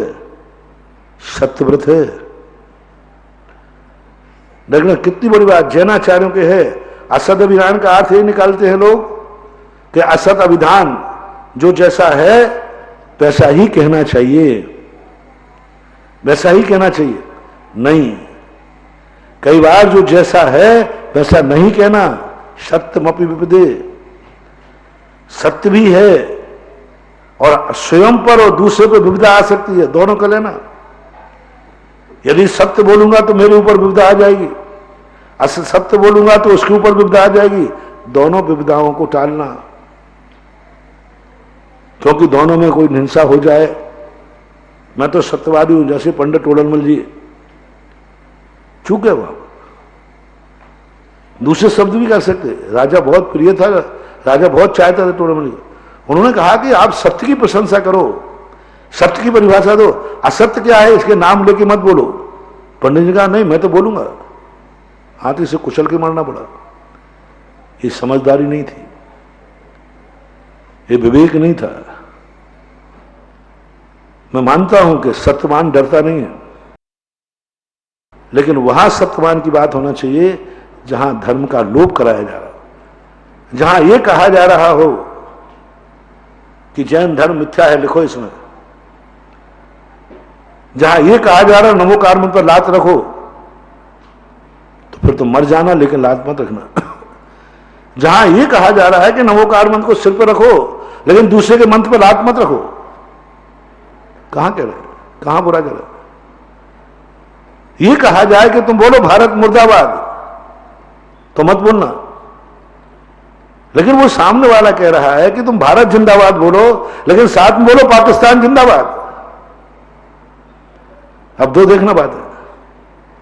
तो नैतिकता के नाते सच्चा आदमी हो वो कहता मैं पाकिस्तान में जिंदाबाद बोल सकता हूं लेकिन भारत को मुर्दाबाद नहीं बोलूंगा। इसी प्रकार हम सत्य को अपमानित नहीं करेंगे, असत्य के संबंध में हम मौन हो जाते हैं। यदि टोडरमल जी की बात जो पंडित जो राजा ने कहा था तुम असत्य के संबंध में मौन हो जाओ, तुम ये नाम लेकर के आलोचना मत करो, मैं राजा हूं, नहीं माने, हाथी की नींद से कुचल करके मरना पड़ा। तो ये कुशलता नहीं कहते, असद अभिधान मन्नतम। राजा बसु की नरक गया, वो तो झूठ बोला, चला करके झूठ बोला कर, वो तो झूठ बोला। यहां तो हम झूठ बुलवा रहे हैं, उससे बुलवा नहीं रहे हैं, उसके प्रति माध्यस्थ भाव रख रहे हैं। अदत्ता दानम स्तेयम, बिना दी हुई वस्तु को स्वीकार कर ले लेना, ग्रहण करना, आदान प्राप्त करना, बिना दी हुई वस्तु को लेना, उसको स्तेय करे। लेकिन चोरी के अर्थ में यह भी विस्तार जाना, बिना दी हुई वस्तु को तो लेना चोरी है, लेकिन जो लेने योग्य नहीं है वो दे रहा है वो भी चोरी है। दो प्रकार की चोरी होती है, एक तो सामने वाले की वस्तु की चोरी और एक जो मेरे लेने लायक नहीं है, फिर मैं क्या करूं, सामने वाला दे रहा था मैं ले लिया, नहीं वो भी चोरी है। इसलिए मैथुन अब्रह्म, मैथुन आदि क्रियाएं सभी जानते हैं, वो अब्रह्म कहलाता है। मूर्छा परिग्रह, मूर्छा को यहां परिग्रह कहा। अब यहां लोग मूर्छा का परिग्रह कहते हैं, कई लोग दुरुपयोग करते हैं कि हमें परिग्रह से कोई मोह नहीं है, मूर्छा नहीं है इसलिए परिग्रह नहीं है। नहीं, यहां मूर्छा शब्द इसलिए डाला कि जहां जहां मूर्छा है वहां वहां बाह्य परिग्रह जरूर है, क्योंकि राग द्वेष बिना निमित्त के हो ही नहीं सकते। अब वो निमित्त चाहे मन से हो, चाहे वचन से हो, चाहे काया से हो।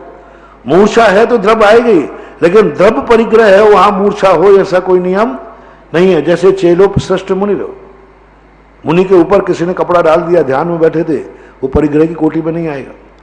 लेकिन जहां परिग्रह के प्रति मूर्छा है वहां बाह्य परिग्रह तो है ही। वस्त्र नहीं भी डरा हुआ तब भी अगर उनके भाव हो जाए, मूर्छा है तो बाह्य परिग्रह है, मन में है, वचन में है, काया में है। निशल्यो वृत्ति ही, शल्य से जो रहित होते निकल गई है शल्य जिनमें से। शल्य का अर्थ होता है कोई ऐसी व्यक्ति वस्तु के मन में बैठ जाना जो कि निकल नहीं रही, संसार की मिथ्या, माया, मिथ्या और निदान। तो इस प्रकार की शल्य मन में आ दे और निरंतर सब 24 दिन सब कुछ करूंगा, मिथ्या छोड़ने को तैयार नहीं, मैं ये चीज नहीं छोड़ूंगा। भाई नुकसानदायक है, बिल्कुल नुकसानदायक है, गलत है, गलत है, मर जाओगे, मर जाऊंगा, लेकिन मैं नहीं छोड़ूंगा। जैसे गुटखा वाले, अब गुटखा वाला कहता है गलत है, गलत है साहब, ये लिखा है साहब, बीमार हो गए, हो जाएगा, कैंसर सब होगा, लेकिन मैं छोड़ूंगा नहीं। उसको लग गई तब, ये कहलाती मिथ्या शल्य। सत्य को जान रहा है, असत्य को पहचान रहा है, लेकिन फिर भी असत्य को छोड़ नहीं रहा है। मायाचारी, माया किसे कहते? माया मिथ्या निदान शल्य है ना।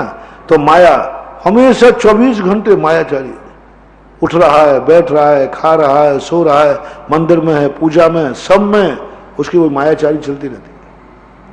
कभी कभी करना शल्य में नहीं आएगा।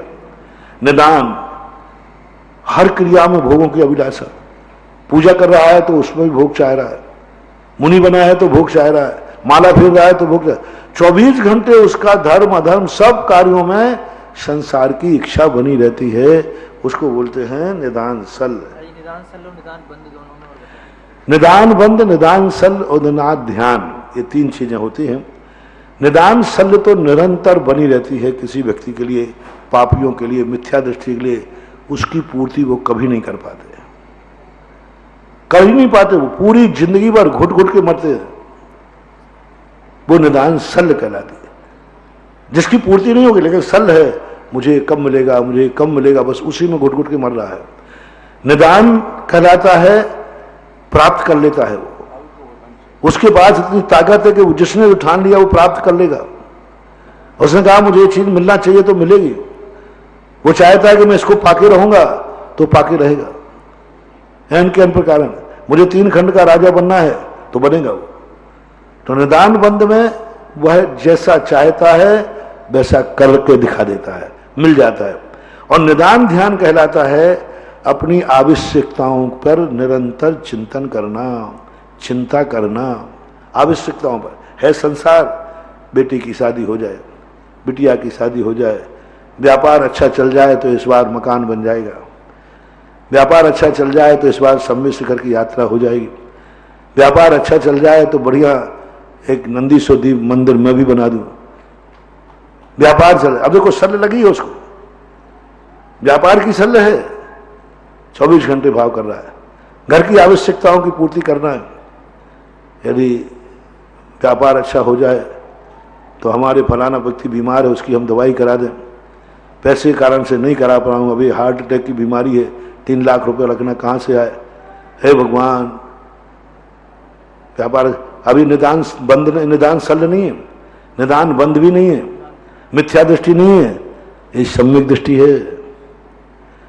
अपनी जिंदगी की समस्याओं के संबंध में उनके समाधान के लिए वो धर्म करता है, धर्म से याचना करता है, धर्म से भावना करता है, तो उसका सम्यक दर्शन समाप्त नहीं होगा। सम्यक दर्शन में कमी तो आएगी, विशुद्धि, नंबर कम होंगे। नंबर कम होना और फेल होने में बहुत अंतर है। कई लोग ऐसा कहते हैं, अरे देखो ये शांति धारा कर रहा है बीमारी दूर करने के लिए, सर पढ़ाई में पास होने के लिए। कोई पाप नहीं कर रहा है, कोई पाप नहीं कर रहा है। गृहस्थ यहां नहीं आएगा तो कहां जाएगा, कहां जाएगा? फिर मिथ्या बौरौली बहरोज में जाएगा, वहां पर दुनिया में जाएगा। जैन दर्शन ऐसा नहीं है। जैन दर्शन में अभ्युदय और निश्रेयस दोनों सुखों की प्राप्ति होता है। बस इतना मत करना कि अनैतिक अय्यासी के लिए नहीं करना, लेकिन अपनी संपत्ति पर, अब कोरोना आया है, बीमारी आ गई, अस्पताल में पड़ा है मरीज, कहां जाए? शांति धारा नहीं करे तो क्या शराब की बोतल उठाए? हाँ, या तो शराब की बोतल पिए और या फिर भगवान का अभिषेक करे। अभिषेक तो तुमने मना कर दिया, नहीं मानो, ऐसा नहीं। बड़े बड़े सम्यक दृष्टियों को हमने अपनी निजी और पारिवारिक विपत्तियों पर धर्म ध्यान, धर्म क्रियाएं करते हुए देखा गया है। मैना सुंदरी ने अपने 500 पतियों को कुष्ठ निवारण का वाद सोच करके, हम लोग श्रीपाल पति और उनके साथी, पति का दूर कर लो, बन तो ही मान लो, कुष्ठ दूर करने की भावना भाई। सुलोचना ने भी अपनी भावना भाई, शास्त्र भरे पड़े हैं सुधारों से, आज की तथाकथ की बातों में नहीं आना। निदान बंद और निदान ध्यान दोनों सम्यक दृष्टि होता है। निदान ध्यान तो नियम से सम्यक दृष्टि को हो सकता है, पंचम गुण स्थान तक निदान ध्यान चलता है। निदान बंद और निदान सल नियम से मिथ्या दृष्टि को ही होती है। अगार्य नगारस्य। अब ये जो वृत्ति है, अब ये पूरा वर्णन करने के बाद जो वहां कहा था ना, देश वृत्ति और महावृत्ति, अणुवृत्ति, देश वृत्ति और महावृत्ति, देश सर्वतोणु महति। तो अब यहाँ कहते हैं अगार्य नगारस्य। जो देश वृत्ति है वो अगारी है, और जो देश वृत्ति नहीं है, महावृत्ति है, वो अनगारी है, ऐसा मानना चाहिए। अब आप लोग कह सकते हो कि अगार्य यदि देश वृत्ति को कहते हो तो ये लग शुल्लक और आरिकाएं किसमें आएंगी? इनको किसी न किसी रूप में मुनि का लघु रूप माना गया है। आरिका को तो उपचार से महावृत्ति कह ही दिया, लेकिन मुनि जिनका आवास मुनियों के पास ही है, उनको उपचार से मुनि कहने में कोई आपत्ति नहीं है। समंतभद्र महाराज ने स्पष्ट एलक क्षुल्लक देशवृत्ति होकर इनको रहने का स्थान कहाँ बताया? तो मुनि वन मित्वा, मुनियों के समूह के बीच में रहते हैं, इसलिए ये दोष उनके ऊपर नहीं जाएगा, सामान्यता लेना चाहिए। अणुवृत्तो गारी, अणुवृत्ति आगारी होता है ना, ग्रह वाला होता है। दिग्देशा नर्थ दंड व्रति सामायिक प्रोषदोपवासोपभोग परिभोग परिमाणातिथि संविभाग व्रत संपन्नश्च।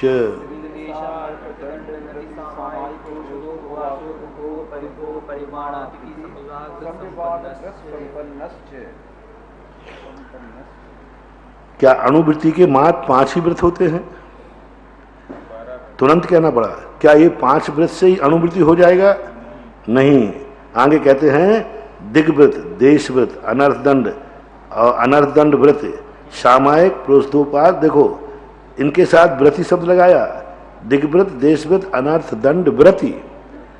दिग्व्रत देश व्रत से, दिग से, देश से, अनर्थ दंड से व्रति होना। दिग यानी दिशाओं को सीमित करना, यम रूप से होता है। दिग्व्रत यम रूप लिया जाता है, हम इन दिशाओं में इतने इतनी दूरी में नहीं जाएंगे। देशव्रत प्रतिदिन लिया जाता है, नियम रूप होता है। अनर्थ दंड सब जानते हैं, निष्प्रयोजन क्रिया करना, सामयिक करना, कम से कम दोनों टाइम सामयिक तो करेगा ही करेगा। प्रोषदोपवास, पर्व के दिनों में उपवास करेगा अथवा एकासन करेगा। उपभोग परिभोग परिमाण, भोगोपभोग में परिमाण करेगा।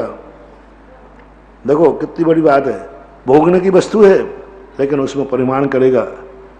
कोई दोष नहीं है उस वस्तु करने में, लेकिन परिमाण कर लेगा, मैं इतना ही सोना रखूंगा, मैं इतने कपड़े पहनूंगा, आदि आदि। वो परिभोग किया ने जो प्रतिदिन करने उपयोग में आती हैं, उन वस्तुओं में भी सीमा कर लेता है। अतिथि संविभाग, क्या समझते हो मुनियों को आहार देना? क्या समझते हो त्यागी वृत्तियों को आहार देना? ये रोटियां खिलाना नहीं है रे, ये कोई बारात का पंगत नहीं है, व्रत है व्रत। कितनी बड़ी चीज जैन दर्शन। विश्व के किसी भी दर्शन में किसी को रोटी खिलाना व्रत नहीं हो सकता। जैन दर्शन में व्रती को आहार कराना व्रत है। व्रत व्रत क्या कहलाता है? गुणस्थान बढ़ता है, निर्जरा बढ़ती है, मोक्ष निकट आता है। आहार जैसी क्रिया कर रहा है, आहार बना रहा है, आहार दे रहा है और गुणस्थान बढ़ रहा है। असंख्यात गुणी निर्जरा बढ़ रही है।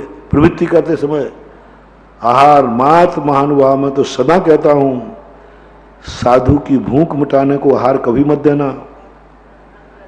साधु के लिए आहार मत देना, अपना व्रत मान के देना। व्रत मान के देना, मेरा व्रत है। कोई साधु को तुम एहसान नहीं कर रहे हो। हाँ, त्यागी व्यक्ति को भोजन करा के कुछ नहीं कर रहे, आप अपने व्रत का पालन कर रहे हो।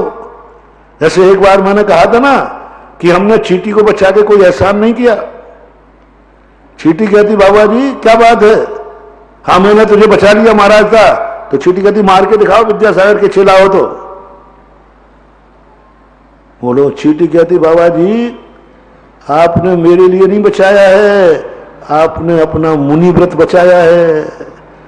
मुझे बचा रहे हो इसलिए दुनिया में पूछ रहे हो, मुझे मार के दिखाओ अभी 4 लोगों के सामने, तो मुनि पद एक रह जाएगा। ओहो, सत्य क्या है? इसलिए मुकुंद कुंद स्वामी कहते करुणा मोह का चिन्ह है कि तुम चींटी को बचाने का भाव कर रहे हो। सत्य तो यह है कि हम अहिंसा व्रत का पालन कर रहे हैं, सम्यक दर्शन के अनुकंपा गुण का पालन कर रहे हैं। हम चींटी को कौन बचा रहे हैं? ऐसे ही आप लोगों को भाव आना चाहिए, हम साधु को आहार नहीं करा रहे हैं, हम अपने व्रत का पालन कर रहे हैं, हम अपनी आत्मा का उत्थान कर रहे हैं, हम मोक्ष के निकट जा रहे हैं, हम अपने पापों का क्षय कर रहे हैं। आहार देते समय ये भाव आना चाहिए। और तुम्हें ये भाव आए कि साधु को आहार कर रहा हूं तो फिर चौका लगाने की हिम्मत नहीं होती, फिर मनाना पड़ते हैं कमेटियों को, भैया चौका लगाओ बाबा जी आए हैं। कितने महाराज हैं? बोले 5 महाराज दिख रहे हैं। हाँ, एक में चल जाएगा नहीं, कम से कम 5 तो लगाने ही पड़ेंगे। चलो भैया लगाए लेते हैं, एक आध दो लौट जाते हैं। हाँ, जिसको ये पता चल जाए कि आहार महाराज को नहीं, ये तो मेरा व्रत है। 5 महाराज आएंगे और 500 चौके लगेंगे। वही वाली बात, जैसे कि तुम्हें लाभ है कि हमें लाभ है। दिन मजदूरी पर वो मजदूर काम क्यों नहीं कर रहा था, उसको क्या लाभ है? और ठेका मिलते क्यों कर गया? मुझे लाभ है। ऐसे जब तुम मुनियों को आहार दोगे, मुनि की बुद्धि रख करके दोगे, थकोगे। और जब ये देखोगे नहीं इसमें तो कमाई मेरी खुद की है, तो तुम थकोगे नहीं, तुम अपने आप में आनंद ही आनंद मनाते जाओगे। इस प्रकार से नहीं कर दिया हमने। प्रमत्त योगात प्राम रूपम से मैंने अलग से बताया था कि यहाँ प्रमाद ही साथ है, जीव मर जाता है तो कोई बात नहीं। तो इसमें देखा, हाँ अतिथि संविभाग हो गया ना।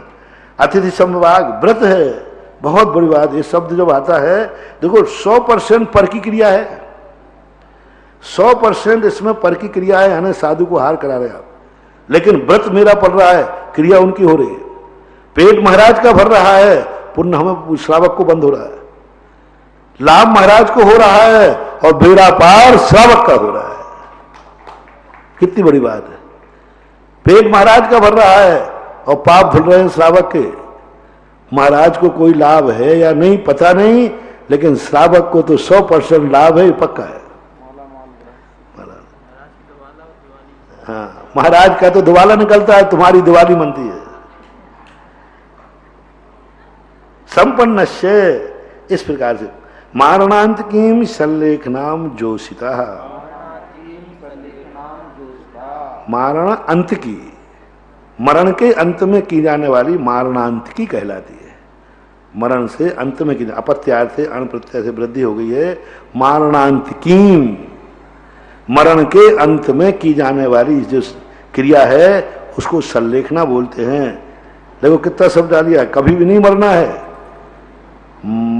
मरण सल्लेखना पूर्वक नहीं मरना है, मरते समय सल्लेखना लेना है। संलेखना से मरूंगा मैं, किसने कहा? मरूंगा तो संलेखना लेकर मरूंगा। मरते समय संलेखना लेना अहिंसा है और संलेखना पूर्वक मरना हिंसा है, अकाल मरण है, सत्याग्रह है। हमने वहां पर कहा था, उदयपुर के अंदर गोष्ठी हुई थी, मैंने कहां लिखा जैन दर्शन में मरने की बात आई? किसने कहा आत्महत्या है? हमारे यहां तो स्पष्ट कहा कि मरने का भाव भी आ जाए तो अतिचार है। संलेखना के अतिचारों में आता ना मरना संसार, मरने का भाव करना भी पाप है हमारे यहां। जिस धर्म में मरने का भाव करना पाप हो, वो मरने के लिए कोई क्रिया का उपदेश क्यों देगा? यही उदाहरण दिया था मैंने। बल्कि वहां पर यह है कि मर ही रहे हो तो संलेखना पूर्वक मरना चाहिए, इस सूत्र से। हाँ, शंका कांक्षा विचिकित्सान्य दृष्टि प्रशंसा संस्तवा सम्यक दृष्टि रतिचारा।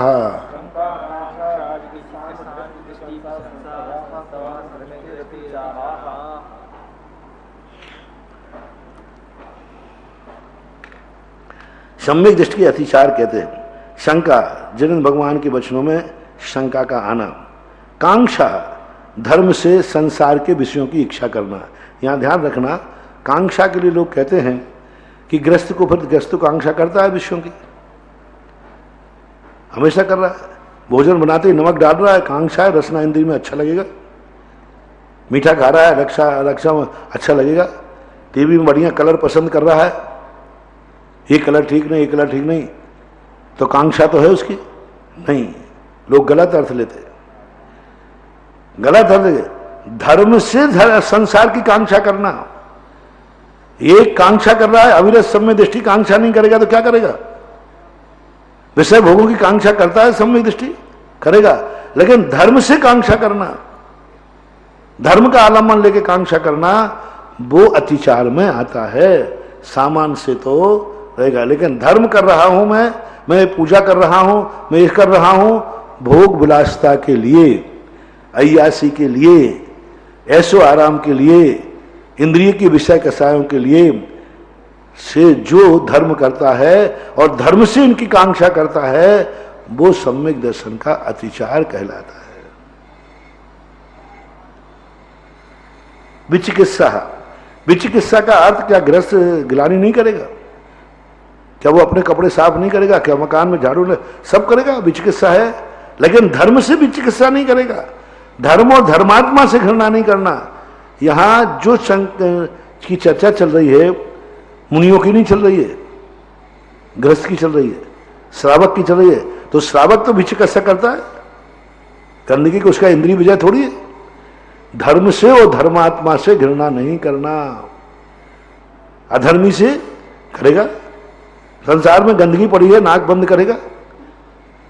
लेकिन मुनि तन मलिन न देख घृणावे, धर्म से और धर्मात्मा से घृणा नहीं करेगा। और यही उदाहरण दिया है उद्यान राजा का कि मुनिराज ने दुर्गंध वमन करने पर भी उसने मुनिराज से कोई घृणा भाव नहीं किया। लोगों को अर्थ लगाने में बहुत चूक करके अनर्थ कर देते, फिर तो सारे गृहस्थ मिथ्या दृष्टि हो गए। क्योंकि हम लोग तो कांक्षाएं करते हैं।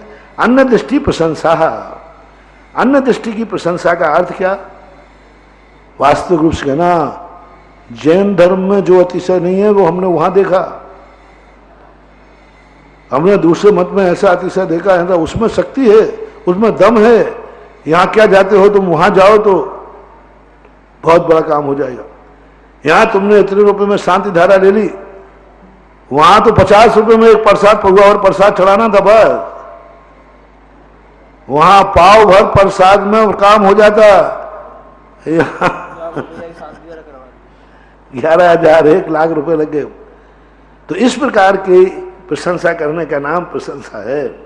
अन्न दृष्टि प्रशंसा संस्तवा, क्योंकि अन्न दृष्टि प्रशंसा का अर्थ क्या हम उनसे द्वेष कर लें, गालियां देना शुरू करें? अन्न दृष्टि प्रशंसा, अन्न दृष्टि यानी अन्न को धर्म को पालन करने वाले साधर्मियों की धार्मिक प्रशंसा करना। वैसी नहीं, ये व्यक्ति सज्जन है, ये हमारा व्यापारी है, ये हमारा राजा है, ये हमारा राजा है, ये हमारा पड़ोसी है, अन्नमती है, हमारा पड़ोसी बहुत अच्छा है, ये अतिचार में आएगा? नहीं आएगा। ये आएगा अन्य दृष्टि पर, धार्मिक दृष्टि से इसका धर्म अच्छा है, ये धर्म अच्छा कर रहा है, और मिथ्या है हमें मालूम है, ऐसा मानना चाहिए। समय का भी ध्यान करना है। संस्था सम्यक दृष्टि अतिचार, सम्यक दृष्टि के अतिचार। व्रतशीलेषु पंच पंच यथा क्रमम, व्रतशीलेषु यानी व्रत में, शीलों में पांच पांच यथाक्रम से जानना चाहिए। अब आगे अतिचार कह रहे हैं, ठीक है, यानी व्रत में और शीलों में, व्रत यानी 5 अणुव्रत और 7 शील व्रतों में जो अतिचार लगते हैं, उनका अभी सम्यक दर्शन का अतिचार का प्रसंग आ गया ना, तो सम्यक दर्शन के अतिचार कहे, अब मैं व्रत के और शीलों के अतिचार कहता हूं यथाक्रम से। बंध बदच्छेदाति भारारोपणम, भारारोपणान पान निरोधा। बंध कैसे है? हिंसा का, तो बंधन करना, किसी को बांध देना, किसी को भी बांध देना, पशु ही नहीं लेना के लिए, मनुष्य भी, किसी को भी बांध, नौकर चाकर आदि बनना, वध कर देना, उनकी इच्छा के विरुद्ध द्वेष भाव से छेदन कर देना।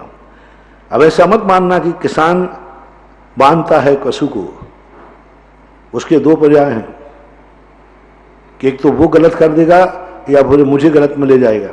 तो वो जो बांध रहा है वो दुष्ट बुद्धि से नहीं बांध रहा है, हाँ, छेदन, यदि थोड़ा बहुत नाक कान छेद रहा है तो वो नहीं, लेकिन द्वेष बुद्धि से बांधना उसके प्रति। इस प्रकार अति भारारोपण, भार तो रोपण करेगा, पशु को पाल रहा है तो भार, लेकिन अति भार शब्द का निषेध नहीं कर रहे हैं पूज्यवर, अति भारारोपण नहीं करेगा।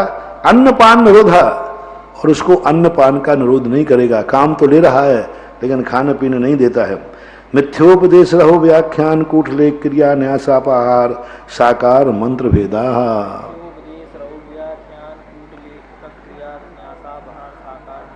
अब अनित्य सत्य महाव्रत के दोष कितने हैं? मिथ्योपदेश, झूठा उपदेश देना, ज्ञात में भी, ज्ञात में चला करके झूठा, मुझे मालूम है कि झूठा है, फिर उपदेश। रहो व्याख्यान, दूसरे के रहस्य को उद्घाटित करना, दूसरे की गुप्त बात सुन ली, दूसरे की गुप्त बात देख ली, इधर आओ, देखो देखो देखो वो क्या कर रहा है।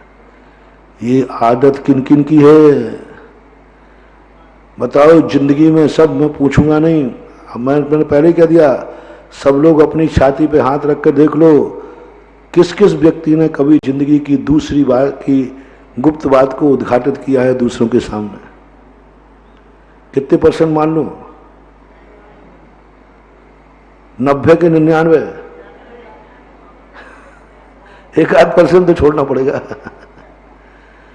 99% लोगों में ये आदत होती है दूसरे की गुप्त बातों। अरे वो तुम्हें सुनाना चाहता, तुम्हें दिखाना चाहता, तो छुपके क्यों करता? तुमने उसी को उद्घाटित कर दिया। तो ये किसकी भावना में, किसके अतिचार है? सत्यानुव्रत का अनुसार है।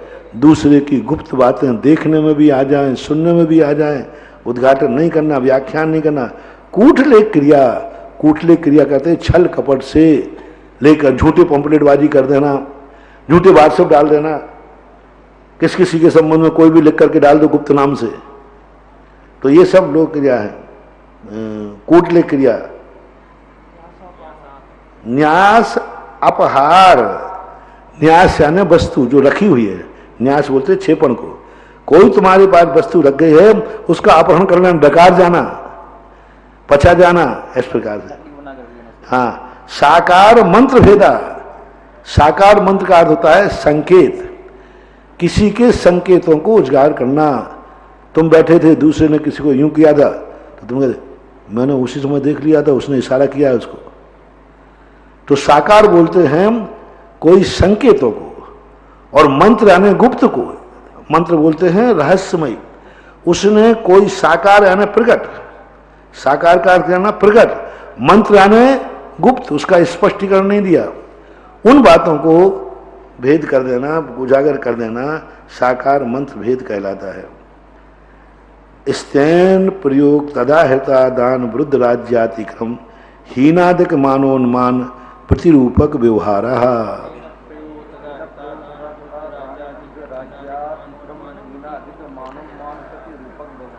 अचोर्य व्रत, दूसरे को चोरी करना सिखाना। देखो तुम ऐसा कार्य करोगे कोई तुम्हें पकड़ नहीं पाएगा, तुम ऐसा झूठ बोल देना वो समझ भी नहीं पाएगा। दूसरों को गलत कार्य करने की क्रिया सिखाना। मैं तुम्हें ऐसा रास्ता बताऊंगा कि कोई को पता नहीं चलेगा और तुम्हारा काम हो जाएगा। स्तेन प्रयोग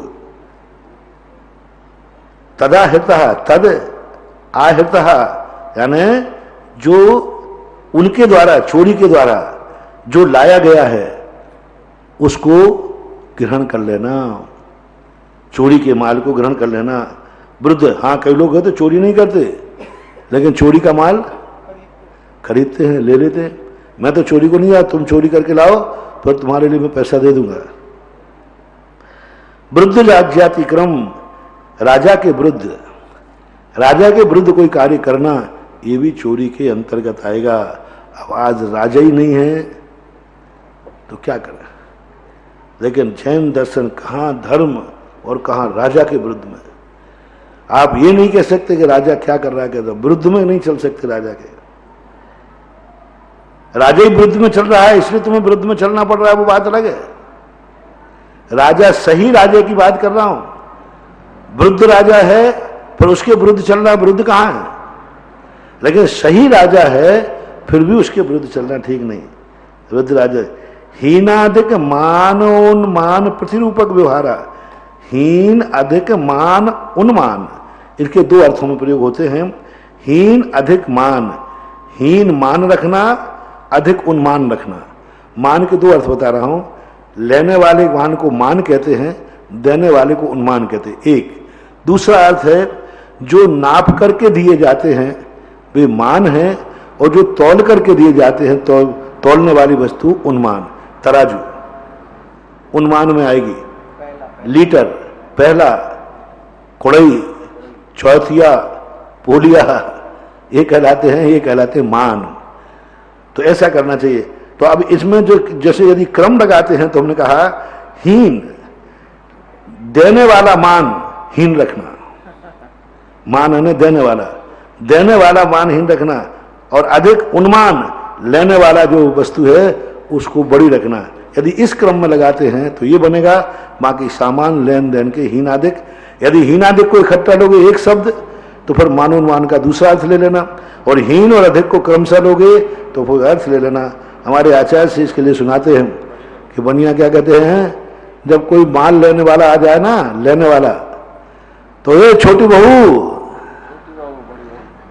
वो घर में कहीं बहू कोई नहीं घर में, पत्नी अकेली है, लेकिन बुलाएगी छोटी बहू को, तो उसकी शैतानी समझ जाती है किसी को माल देना है तो वो छोटा सा पहला लाएगी, छोटी सी कुड़ई लाएगी। और जब कोई मतलब लेने देने वाला आवे तो वो बुलाएगा, ए बड़ी बहू, तो ग्राहक समझ रहा है कि तो बहू को बुला रहा है, और वो आगे कहेगी बहू तो काम में व्यस्त है, ये पकड़ो, और बहू है ही नहीं, ना छोटी है ना बहू है। ये बनियों में चलता रहता है।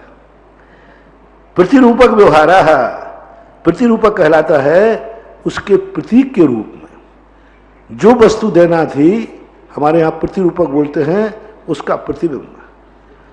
असली वस्तु के रूप में नकली वस्तु दे देना।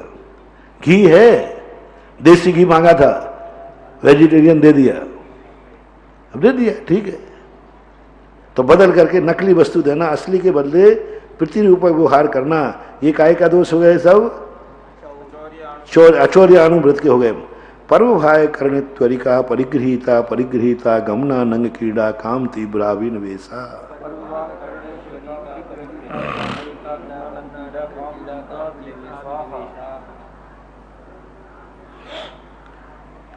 दूसरों के विवाह करना। अब परविवाह के संबंध में दो तीन बातें आती हैं कि परविवाह का अर्थ क्या लिया जाए। स्वविवाह को छोड़कर दूसरों का, यानी अपना विवाह तो कर सकता है व्यक्ति, लेकिन वो दूसरों का विवाह नहीं करेगा। सूक्ष्म व्याख्या इसकी ये होती है, अपने बच्चों का विवाह करेगा, लेकिन वो दूसरे अड़ोसी पड़ोसी रिश्तेदारों के विवाह के चक्कर में नहीं पड़ेगा। तीसरा अर्थ ये निकलता है कि उनके विवाह भी नहीं कराएगा और अपने बच्चों के विवाह के अलावा किसी रिश्तेदार के विवाह में शामिल भी नहीं होगा, अनुमोदना भी नहीं करेगा। लेकिन यह इसलिए नहीं हम उसको मुख्यता दे सकते हैं क्योंकि गृहस्थ है, व्यवहारी है। यदि वो किसी के विवाह में नहीं जाएगा तो उसके विवाह, बच्चों के विवाह में कौन आएगा? इसलिए उसको जाना ही पड़ेगा। बस इतना ही लेना, अपने बच्चों को छोड़ करके अन्य विवाहों को मिलान छाल नहीं करेगा। जाना आना तो मेरी दृष्टि से करना पड़ेगा, नहीं तो उसके बच्चों का विवाह भी होने वाला नहीं है। हाँ, समाज इतनी हो जाए तो बाद परविवाहकरण, इत्वरिका, परविवाहकरण तक लेना। यत्वरिका होते हैं पुंसल, उल्टा, विविचारणी। परिगृहीता, अपरिगृहीता। परिगृहित यानी विवाहित, अपरिगृहित यानी अविवाहित। गमन करना, यत्वरिका शब्द डाला है, यानी जो विवाहित है उल्टा है, विचारणी है, अविवाहित है उल्टा है, उनके बाद गमना करना। गमन का अर्थ भी कई लोग कई प्रकार से लेते हैं। गमन का अर्थ होता है उनके साथ संबंध बनाना। गमन का अर्थ होता है उनके साथ बैठना उठना। बैठना उठना शब्द ठीक लगता है, यदि उनसे संबंधी बना लिए तो फिर अतिचार कहाँ रहा? हाँ, इसलिए बैठना उठना, इनके साथ में बैठना, वार्तालाप आदि करना रहे। अनंग क्रीड़ा है अन्न क्रीड़ा करना। काम तीव्र विनिवेश, काम की तीव्रता, हमेशा काम भोग की इच्छा बनाए रखना, काम की तीव्रता बनाए रखना, ये कहते हैं ब्रह्मचर्य व्रत के दोष हैं। क्षेत्र वास्तु, हिरण्य सुवर्ण धन धान दासी दास, कुप भांड प्रमाणातिक्रमा। भांड शब्द इसमें नहीं है लेकिन पढ़ा हमने। क्षेत्र वास्तु, क्षेत्र की सीमा करना, वास्तु प्रमाणातिक्रम रखना, प्रमाण को अतिक्रमण करना, यानी क्षेत्र का प्रमाण करता है वृत्ति। वास्तु मकान आदि का प्रमाण करना। हिरण्य सोना चांदी सुवर्ण। धन धान, धन और भी धन है। हिरण्य सुवर्ण के अलावा धन शब्द क्यों दिया? तो धन और भी होता है, रुपया होता है, गोधन होता है, स्त्री धन होता है, क्योंकि इसमें कहीं भी पशुओं का नाम नहीं लिया। दासी दास तो कह दिया, अब पशु को किसमें है? पहले गायें होती थी, बैल होते थे, पशु है तो उसको धन में लेना। स्त्री को भी नहीं कहा तो स्त्री को धन में लेना। स्त्री को धन में इसलिए कहना चाह रहे हैं क्योंकि पहले बहुत विवाह होते थे, बहुविवाह प्रथा थी, तो वृत्ति से कहा गया विवाह की सीमा करो। कितनी स्त्रियों से विवाह करोगे? वो भी प्रतिमाधारी को नियम लेना पड़ेगा, और नियम लेता है। प्रतिमा लेते समय ये नियम लेना पड़ेगा उसको। राजा महाराजा है, धन दौलत को तो ले लिया, मकान जायदाद का ले लिया, स्त्री का भी नियम लेना पड़ेगा। 1 का 2 का 3 का 4 का, तो कितने का तुम? लेकिन विवाहित का, संबंध का नहीं कह रहा हूं, विवाहित रूप में तो धन धान, धान जाने खाने की वस्तु, दासी दास जानते हैं। कुप भांड शब्द एक छूटा हुआ है, क्यों छूटा? रहस्यमय बात है, क्योंकि आगम में 10 परिग्रहों का प्रमाण होता है। और एक बात और ध्यान में आती है, क्योंकि यहां किसके अतिचार कहे जा रहे हैं? मुनि महाराज के, गृहस्थ के? गृहस्थ के। तो गृहस्थ बर्तनों का प्रमाण कैसे करें? आए दिन चम्मच होना, आए दिन ये होना, तो मुझे लगता है कि ये अबुद्धिपूर्वक न छोड़ करके शायद इस प्रसंग में, क्योंकि अन्य स्थानों पर जहां जहां परिग्रह केवल कहे हैं वहां भांड शब्द का प्रयोग किया है, लेकिन यहां जो भांड शब्द छोड़ा गया है तो मुझे लगता है कि भांड शब्द से बर्तनों आदि का प्रमाण नहीं किया जा सकता। चम्मच है, कटोरी है, अब ये जो उपयोग के भांड हैं, बर्तन हैं, तो शायद इन बर्तनों से इनको बरी किया, क्योंकि बर्तनों का ज्यादा संग्रह होता भी नहीं। 1 जोड़ी 2 जोड़ी 3 जोड़ी, और क्या करोगे? इसलिए बर्तनों को यहां चलाकर गृहस्थ का प्रसंग है, क्योंकि ये पूरा जो मेरा चिंतन है, आगम से हमें कहीं मिला नहीं, इसके संबंध में किसी आचार्य ने टीका टिप्पणी नहीं की। ये भी नहीं कहा कि यहां भांड शब्द का प्रयोग क्यों नहीं किया गया, प्रश्न भी नहीं उठाया। पूज्यवर अकलंग स्वामी ने, विद्यानंद जी ने तत्वार्थ वृत्ति में कहीं भी सब में देखा, किसी ने भी इस पर टीका टिप्पणी नहीं की कि यहां भांड सब होना चाहिए या नहीं होना चाहिए। उन्होंने प्रश्न उठाया। तो मुझे लगता है कि सभी आचार्य, अन्यथा कई लोग आचार्य प्रश्न उठाते, इसलिए उन्होंने प्रश्न नहीं उठाया कि गृहस्थ को बर्तनों का प्रमाण नहीं कराया जा सकता, क्योंकि वो गृहस्थ है। मात्र कुप तक उन्होंने ले लिया। कुप का अर्थ होता है उपभोग की वस्तुएं, जो छोटी छोटी वस्तुएं हैं, कपड़े लत्ते आदि हैं, किराने का सामान है, श्रृंगार के सामान है, इन सब का उन्होंने कह दिया। और भांड शब्द, भांड बर्तन के शब्द में ही प्रयोग होता है, इसलिए भांड की सीमा से इनको दूर रख दिया गया। ऐसा शायद ऐसा हो सकता है, ये मेरा स्वयं विचार में आया है। ऊर्ध्वाधस्त्रियक व्यतिक्रम क्षेत्र वृद्धि स्मरंतरा धानानी। दिग्व्रत जो कहा गया था, उस दिग्व्रत का अर्थ क्या है? ऊर्ध्व अधा त्रियक, ऊपर की सीमा की थी, नीचे की सीमा की थी, त्रियक की, उसका अतिक्रमण कर दिया, व्यतिक्रम। क्षेत्र वृद्धि, क्षेत्र जो संकल्प किया था उसमें वृद्धि कर दी। स्मृति अंतर आधानानी, 3 शब्दों से एक बना है। स्मृति यानी जो स्मृति रखना चाहिए थी उसमें अंतर पड़ गया, अंतर को प्राप्त हो गया, यानी विस्मृत हो गया। अब यहां भी यह है कि विस्मृति शब्द प्रयोग कर लेते, श्लोक छूटा हो जाता, भूल जाना, विस्मृत हो जाना। लेकिन स्मरण तराधानानी, और एक जगह नहीं कर रहे हैं, 2 स्थानों पे आया ये शब्द। स्मरण तराधानानी 2 बार प्रयोग किया। इसी प्रकार सत्सहस्रानी 2 बार 3 बार प्रयोग किया। एक बार में कोई चूक हो सकती है, 2 बार में नहीं। तो यहां उनका यही है, स्मृति में अंतर प्राप्त हो जाना, बाद में स्मृत आ जाना। यदि बाद में स्मृति नहीं आएगी तो फिर वो दोष कैसे मानेगा? ये शब्द का प्रयोग क्यों किया पूज्यवर में? एक विस्मृति शब्द कर देते। तो मेरा इसमें चिंतन है कि यह इतना बड़ा सूत्र बनाने का अर्थ इनका है, स्मृत अंतर आधानानी। स्मृति जो आना, स्मृति में अंतर आ गया, समाप्त नहीं हुआ। अंतर किसे बोलते हैं? नहीं, अंतर बोलते हैं जिसको छोड़ा है उस पर पुनः लौटाना। अंतर जब भी बनेगा। यदि छोड़ के, यदि विस्मृति कह देते तो प्रायश्चित कैसे लेगा? अतिचार कैसे बनेगा? याद आ गया, याद आ गया, यानी अंतर तो खत्म हो गया, पुनः आ गया, पुनः उसको प्राप्त कर लिया, इसलिए अंतर। इसलिए पूज्यवर ने स्मृति अंतर आधानानी, इस भूला नहीं था, स्मृति में अंतर प्राप्त हो गया। और उसको, अरे मैंने तो यहां आ गया, मैं, ये तो मेरे त्याग क्षेत्र का। अब जैसे वो त्याग के बाहर गया और उसको बाहर जाके याद आया किसी निमित्त से, तो उसको स्मृति आ गई कि नहीं आई? पर क्या स्मृति अंतर पड़ गया था? नहीं, भूल गया तो आते क्यों? अंतर आ गया ना। अंतर का अर्थ होता है शास्त्र में पुनः उसको प्राप्त कर लेना, जहां से गया था वहीं लौट के आ जाने का नाम अंतर है।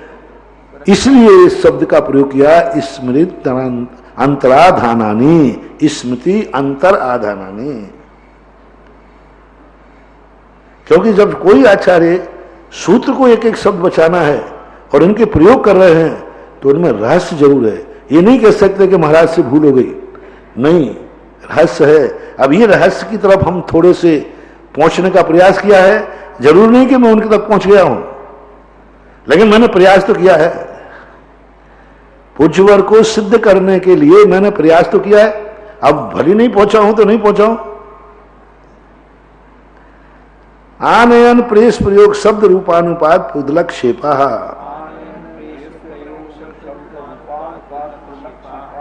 अब देश व्रत आता है। आनयन, अपने त्यागे हुए क्षेत्र की बाहर की वस्तु को मंगाना। प्रेस प्रयोग, भेजना। शब्द, आवाज देके बुलाना। अपना रूप दिखाना।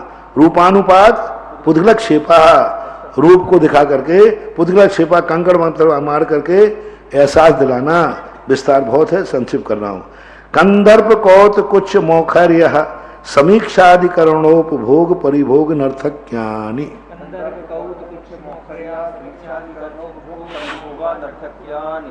कंदर्प कुचेष्टा, कंदर्प का काय से कुचेष्टा करना, कौत कुछ नहीं, कंदर्प है ना मन में, मन में बुरे भाव करना, कौत कुछ कुचेष्टाएं करना, कुत्सित मन में कुटिल भाव, बुरे भाव, कंदर्प भाव, हाँ कंदर्प है ना बुरे भाव, कटु भाव, और कौत कुछ यानी अपनी काय की कुचेष्टाएं करना, बुरी चेष्टा करना, यदवा बैठना, यदवा तदवा उठना, काय से चेष्टा करना, और मोखर यानी गलत बोलना, खोटा मन, खोटा काय, खोटा मौन वचन। तो मोखरी कैसे बोलते हैं? बोलने को। तो ये तीनों के कंदर्प से क्या लेना? मन के खोटे, कौत कुछ यानी रखना काय, और कौत कुछ लेना यानी काय की कुचेष्टा, और मोखरी का लेना वचन। समीक्षादि असमीक्षाधिकरण, विवेकहीन कार्य करना, असमीक्ष अधिकरण ऐसा बना। उपभोग परिभोग अनर्थज्ञानी, उपभोग और परिभोग के माध्यम से अनर्थ करना, भोग की वस्तुओं को संग्रह कर लिया, अब खाना थोड़ा सा था और बाजार से सब्जी बहुत लेके आ गए। उपभोग की वस्तुएं संग्रह करके रख लेते हैं, चलो अब शिखर जी गए हैं, कोई चीज चाहिए है कि नहीं, अब लाए हैं तो ले लो, 2-4 डाल लो, डर ही रहेंगे। हाँ, वृत्ति को ऐसा नहीं कर सकता। वृत्ति को ये करना, माल खरीदते समय ये कहना पड़ेगा ये काम कब आएगी, काम की तो कोई पता नहीं है, लेकिन लेके डाल दो, नहीं चलेगा। बहुत सारे लोग आते हैं बाहर से दे जाते हैं। हाँ, तो कोई दे जाते हैं, चलो रख लो काम, नहीं आपको याद है कि काम आएगी, हाँ 1 साल बाद काम आएगी, लेकिन उस समय ये वस्तु मिलेगी नहीं, क्योंकि हम शिखर जी आएंगे नहीं, तो फिर ले सकता है वो अनर्थ दंड में नहीं आएगा। योग दुष्प्रणिधानानादर स्मृत अनुपस्थानानि, योगों में, योग यानी मन वचन काय का दुष्ट प्रणिधान, वही वाली बात है कि दुष्ट, अभी कौन सा व्रत आ गया? अनर्थ दंड है, सामायिक। तो सामायिक में मन वचन काय का दुष्ट प्रणिधान करना, प्रणिधान बोलते हैं क्रिया, संकल्प, विकल्प, प्रणिधान। योग मन वचन काय का अनादर से सामायिक करना, सामायिक में बैठ तो रहा हूं और क्या करूं, चिड़चिड़ा बना और अनादर, हाँ स्मृति अनुपस्थान में भूल जाना, अनुपस्थित हो जाना, हमें ध्यान नहीं रहा कि मेरे सामायिक का समय हो गया, मैं तो भूल गया।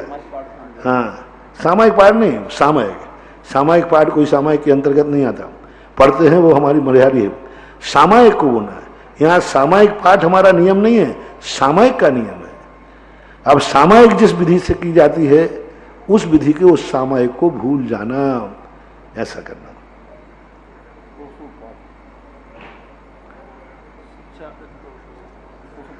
अप्रत्यवेक्षतः प्रमार्जित उत्सर्गादान संतोपक्रमणानादर स्मृत रूपस्थानानि नानी।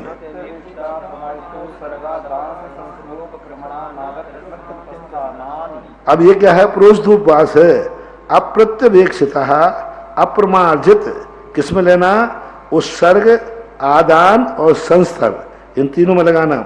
उस सर्ग में अप्रत्यवेक्षितः प्रमार्जितः, बिना देखे परिमार्जन किया, दुष्ट परिमार्जन किया, अनादर से परिमार्जन किया, परिमार्जन किया ही नहीं। इस प्रकार के क्यों नहीं किया? महाराज कल उपवास था, अंतरा हो गया, अब क्या करो महाराज, पीछे क्यों उठाए? अब महाराज हाथ उठाते नहीं महाराज, आप पीछे उठाने की बात कर रहे हो। तो उपवास नहीं करना श्रेष्ठ है, पीछे उठाना जरूरी है। प्रोष्ठ उपवास में तो होता है ऐसा, लेकिन नहीं होना चाहिए, अतिचार के अंतर्गत आएगा। संस्तर उपक्रमण, संस्तर को उपक्रम का अर्थ क्या होता है? बिछाना, उठाना, उठाते समय, बिछाते समय, वो 4 कार्य, परिमार्जित आदि नहीं किए, वो 4 कार्य लगाना। और स्मृति अनुपस्थानानी, यानी हमें पता ही नहीं लगा कि आज 14 है, हमें पता ही नहीं चला कि आज प्रोषधोपवास है, अष्टमी 14 को भूल गए तो प्रतिमा काय के ले ली है। प्रतिमा ली है तो अष्टमी 14 को ध्यान रखना चाहिए। भोजन करने के बाद याद आया, भोजन करने के बाद आगे हमें 14 थी आज, अभी पता ही नहीं, नहीं 2 से अतिचार है, नहीं भूलना चाहिए। सचित्र निक्षेपापिधान पर्व विदेश आश्चर्य कालातिक्रमः।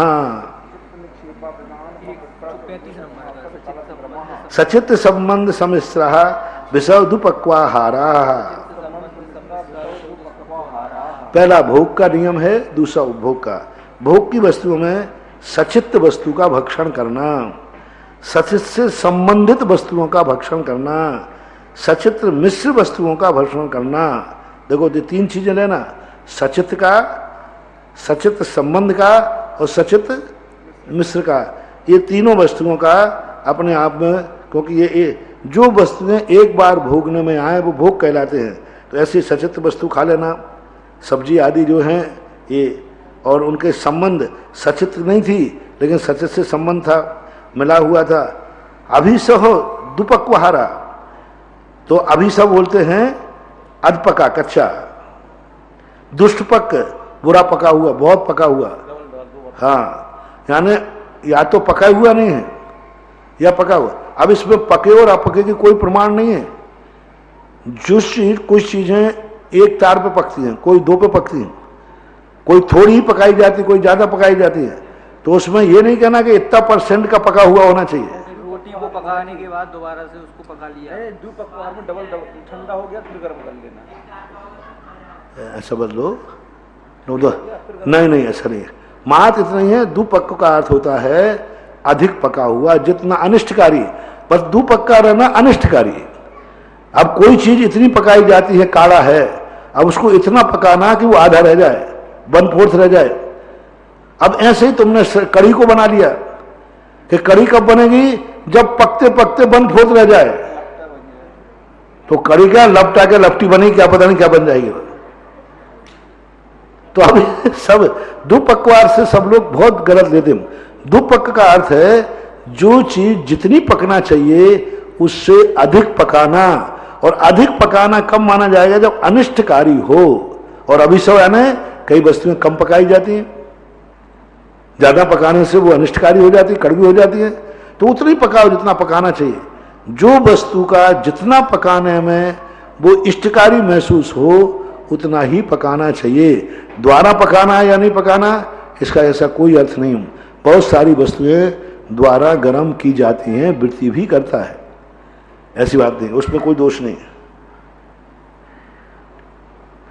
सचित्र निक्षेपापधान पर्व विदेश माश्चर्य कालाति क्रमा। सतत निक्षेप विधान, अब उपभोग का सचित्र खाना, सचित्र में रखना। अब प्रधान का अर्थ क्या होता है, अपिधान यानी ढांकना। पर्व विदेश, दूसरों को ऐसा उपदेश देना। पर्व उपदेश नहीं, दूसरे की वस्तु का देना। हाँ, अतिथि संभाग ना।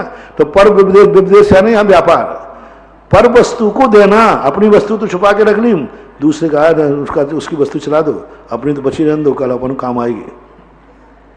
हाँ, पर्व विदेश माश्चर्य। हाँ, हो सकता होता होगा तो लिखा है, मुझे तो पता नहीं भाई। हाँ, अपनी वस्तु बचा लो, दूसरे की दे दो। माश्चर्य कालातिक्रम, माश्चर्य भाव रखना, देते समय आहार देते ईर्षा भाव से देना। कालातिक्रम, काल का अतिक्रम करके देना, जिस समय देना चाहिए उस समय नहीं दिया। जीवित मरणा संसार मित्रानुराग सुखानुबंध निदानानि। जीवित मरण, जीवन की मरण की, देखो हमने कहा ना, जीने की भी इच्छा नहीं, मरने की भी इच्छा नहीं। मित्रानुराग, पूर्व में जो हमारे मित्र आदि थे, अब मैं चला जाऊंगा, अभी मेरे सब छूट जाएंगे, ऐसा नहीं। सुख अनुबंध है ना, जो हमने पहले जो भोगे थे उन सुखों को। और अनुबंध का अर्थ भी होता है कि सुख के साथ अनुबंध करना, भाव करना, मैं ये करूंगा तो मुझे ये मिलेगा। निदानानि, मुझे ये मिलना चाहिए। अनुबंध के 2 अर्थ होते थे। हम पूर्व में भोले हुए सुखों का याद करना अथवा अनुबंध करना, और निदान का अर्थ है मुझे ये मिलना चाहिए इसलिए मैं कर रहा हूं। अनुग्रहार्थम स्वस्याति सर्गोदानम, अनुग्रह निमित्त, अनुग्रहार्थम तो स्वस्याति सर्गोदानम, स्वयं के लिए और पर के लिए, दोनों के लिए अनुग्रह हो। स्वस्यादि और अपनी वस्तु का उत्सर्ग करना, त्याग देना, उसको दान बोलते हैं हम। विधि द्रव्य दात्री पात्र विशेषा तद विशेषा। दान ऐसे नहीं फलता है। देखो ये कितनी बड़ी बात, जैन दर्शन का असाधारण लक्षण है। दान देने से मतलब नहीं, विधि यूं पटक के दिया है कि विधि पूर्वक दिया है, आह्लाद भाव से दिया, सम्मान भाव से दिया, नवदा भक्ति पूर्वक दिया, विधि का फर्क पड़ता है।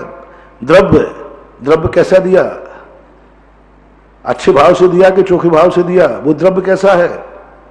वस्तु जो वस्तु दे रहे हैं वो कैसी है। दात्री, दाता कैसा है, क्या वो देने योग्य है। देने वाले को सोचना चाहिए, क्या मैं देने की पात्रता रखता हूं। मुनि महाराजों को आहार जिसको देना चाहिए वही देवे। यदि वो देने का पात्र नहीं है, शराब पी रहा है, गुटखा खा रहा है, दुनिया भर के और व्यसन आदि कर रहा है, तो उसको स्वतः ही आहार नहीं देना चाहिए, अन्यथा उसका फल विपरीत होगा। पात्र हर किसी को दे देना, पात्र देना चाहिए। हर किसी को आहार नहीं दिया जाता, हर किसी को दान नहीं दिया जाता। दुनिया को बांट देना अलग चीज है, दान देना धर्म है। पात्र है कि नहीं, हाँ ये सबसे बड़ी चीज है। कुंद कुंद भगवान ने कहा तुम्हारा बीज चोखा है लेकिन खेत खोटा है तो बीज चला जाए। इसी प्रकार जिस किसी को दान देना नहीं, पिछी कमंडल वाले तुमको लाखों प्रणाम, अरे क्या हो गया ये, तो पिछी कमंडल में भर दो दान। वो पात्र है कि नहीं, वो चर्या का पालन कर रहा है कि नहीं। पात्र को दान देने से जितना चोखा पात्र होगा, जितना चोखा खेत होगा, उसमें उतनी ही फसल अच्छी आएगी। जितने चोखे पात्र को तुम दान दोगे, आपका दान भी फलेगा। तो देने वाला भी चोखा हो और लेने वाला भी चोखा हो तो माला माल हो जाओ। और दोनों में एक खोटा है तो, मान लो साधु चोखा है लेकिन देने वाला श्रावक खोटा है तो, यानी खेत तो अच्छा है लेकिन बीज खोटा है। तो दोनों में नहीं होना चाहिए, बीज चोखा है तो खेत भी चोखा होना चाहिए। इस प्रकार से ये 7वां अध्याय हमारे लिए बहुत महत्वपूर्ण अध्याय है, जो हमें आश्रव के उन कारणों को होने से बचाता है जिन कारणों से आश्रव होता है। इस प्रकार से यह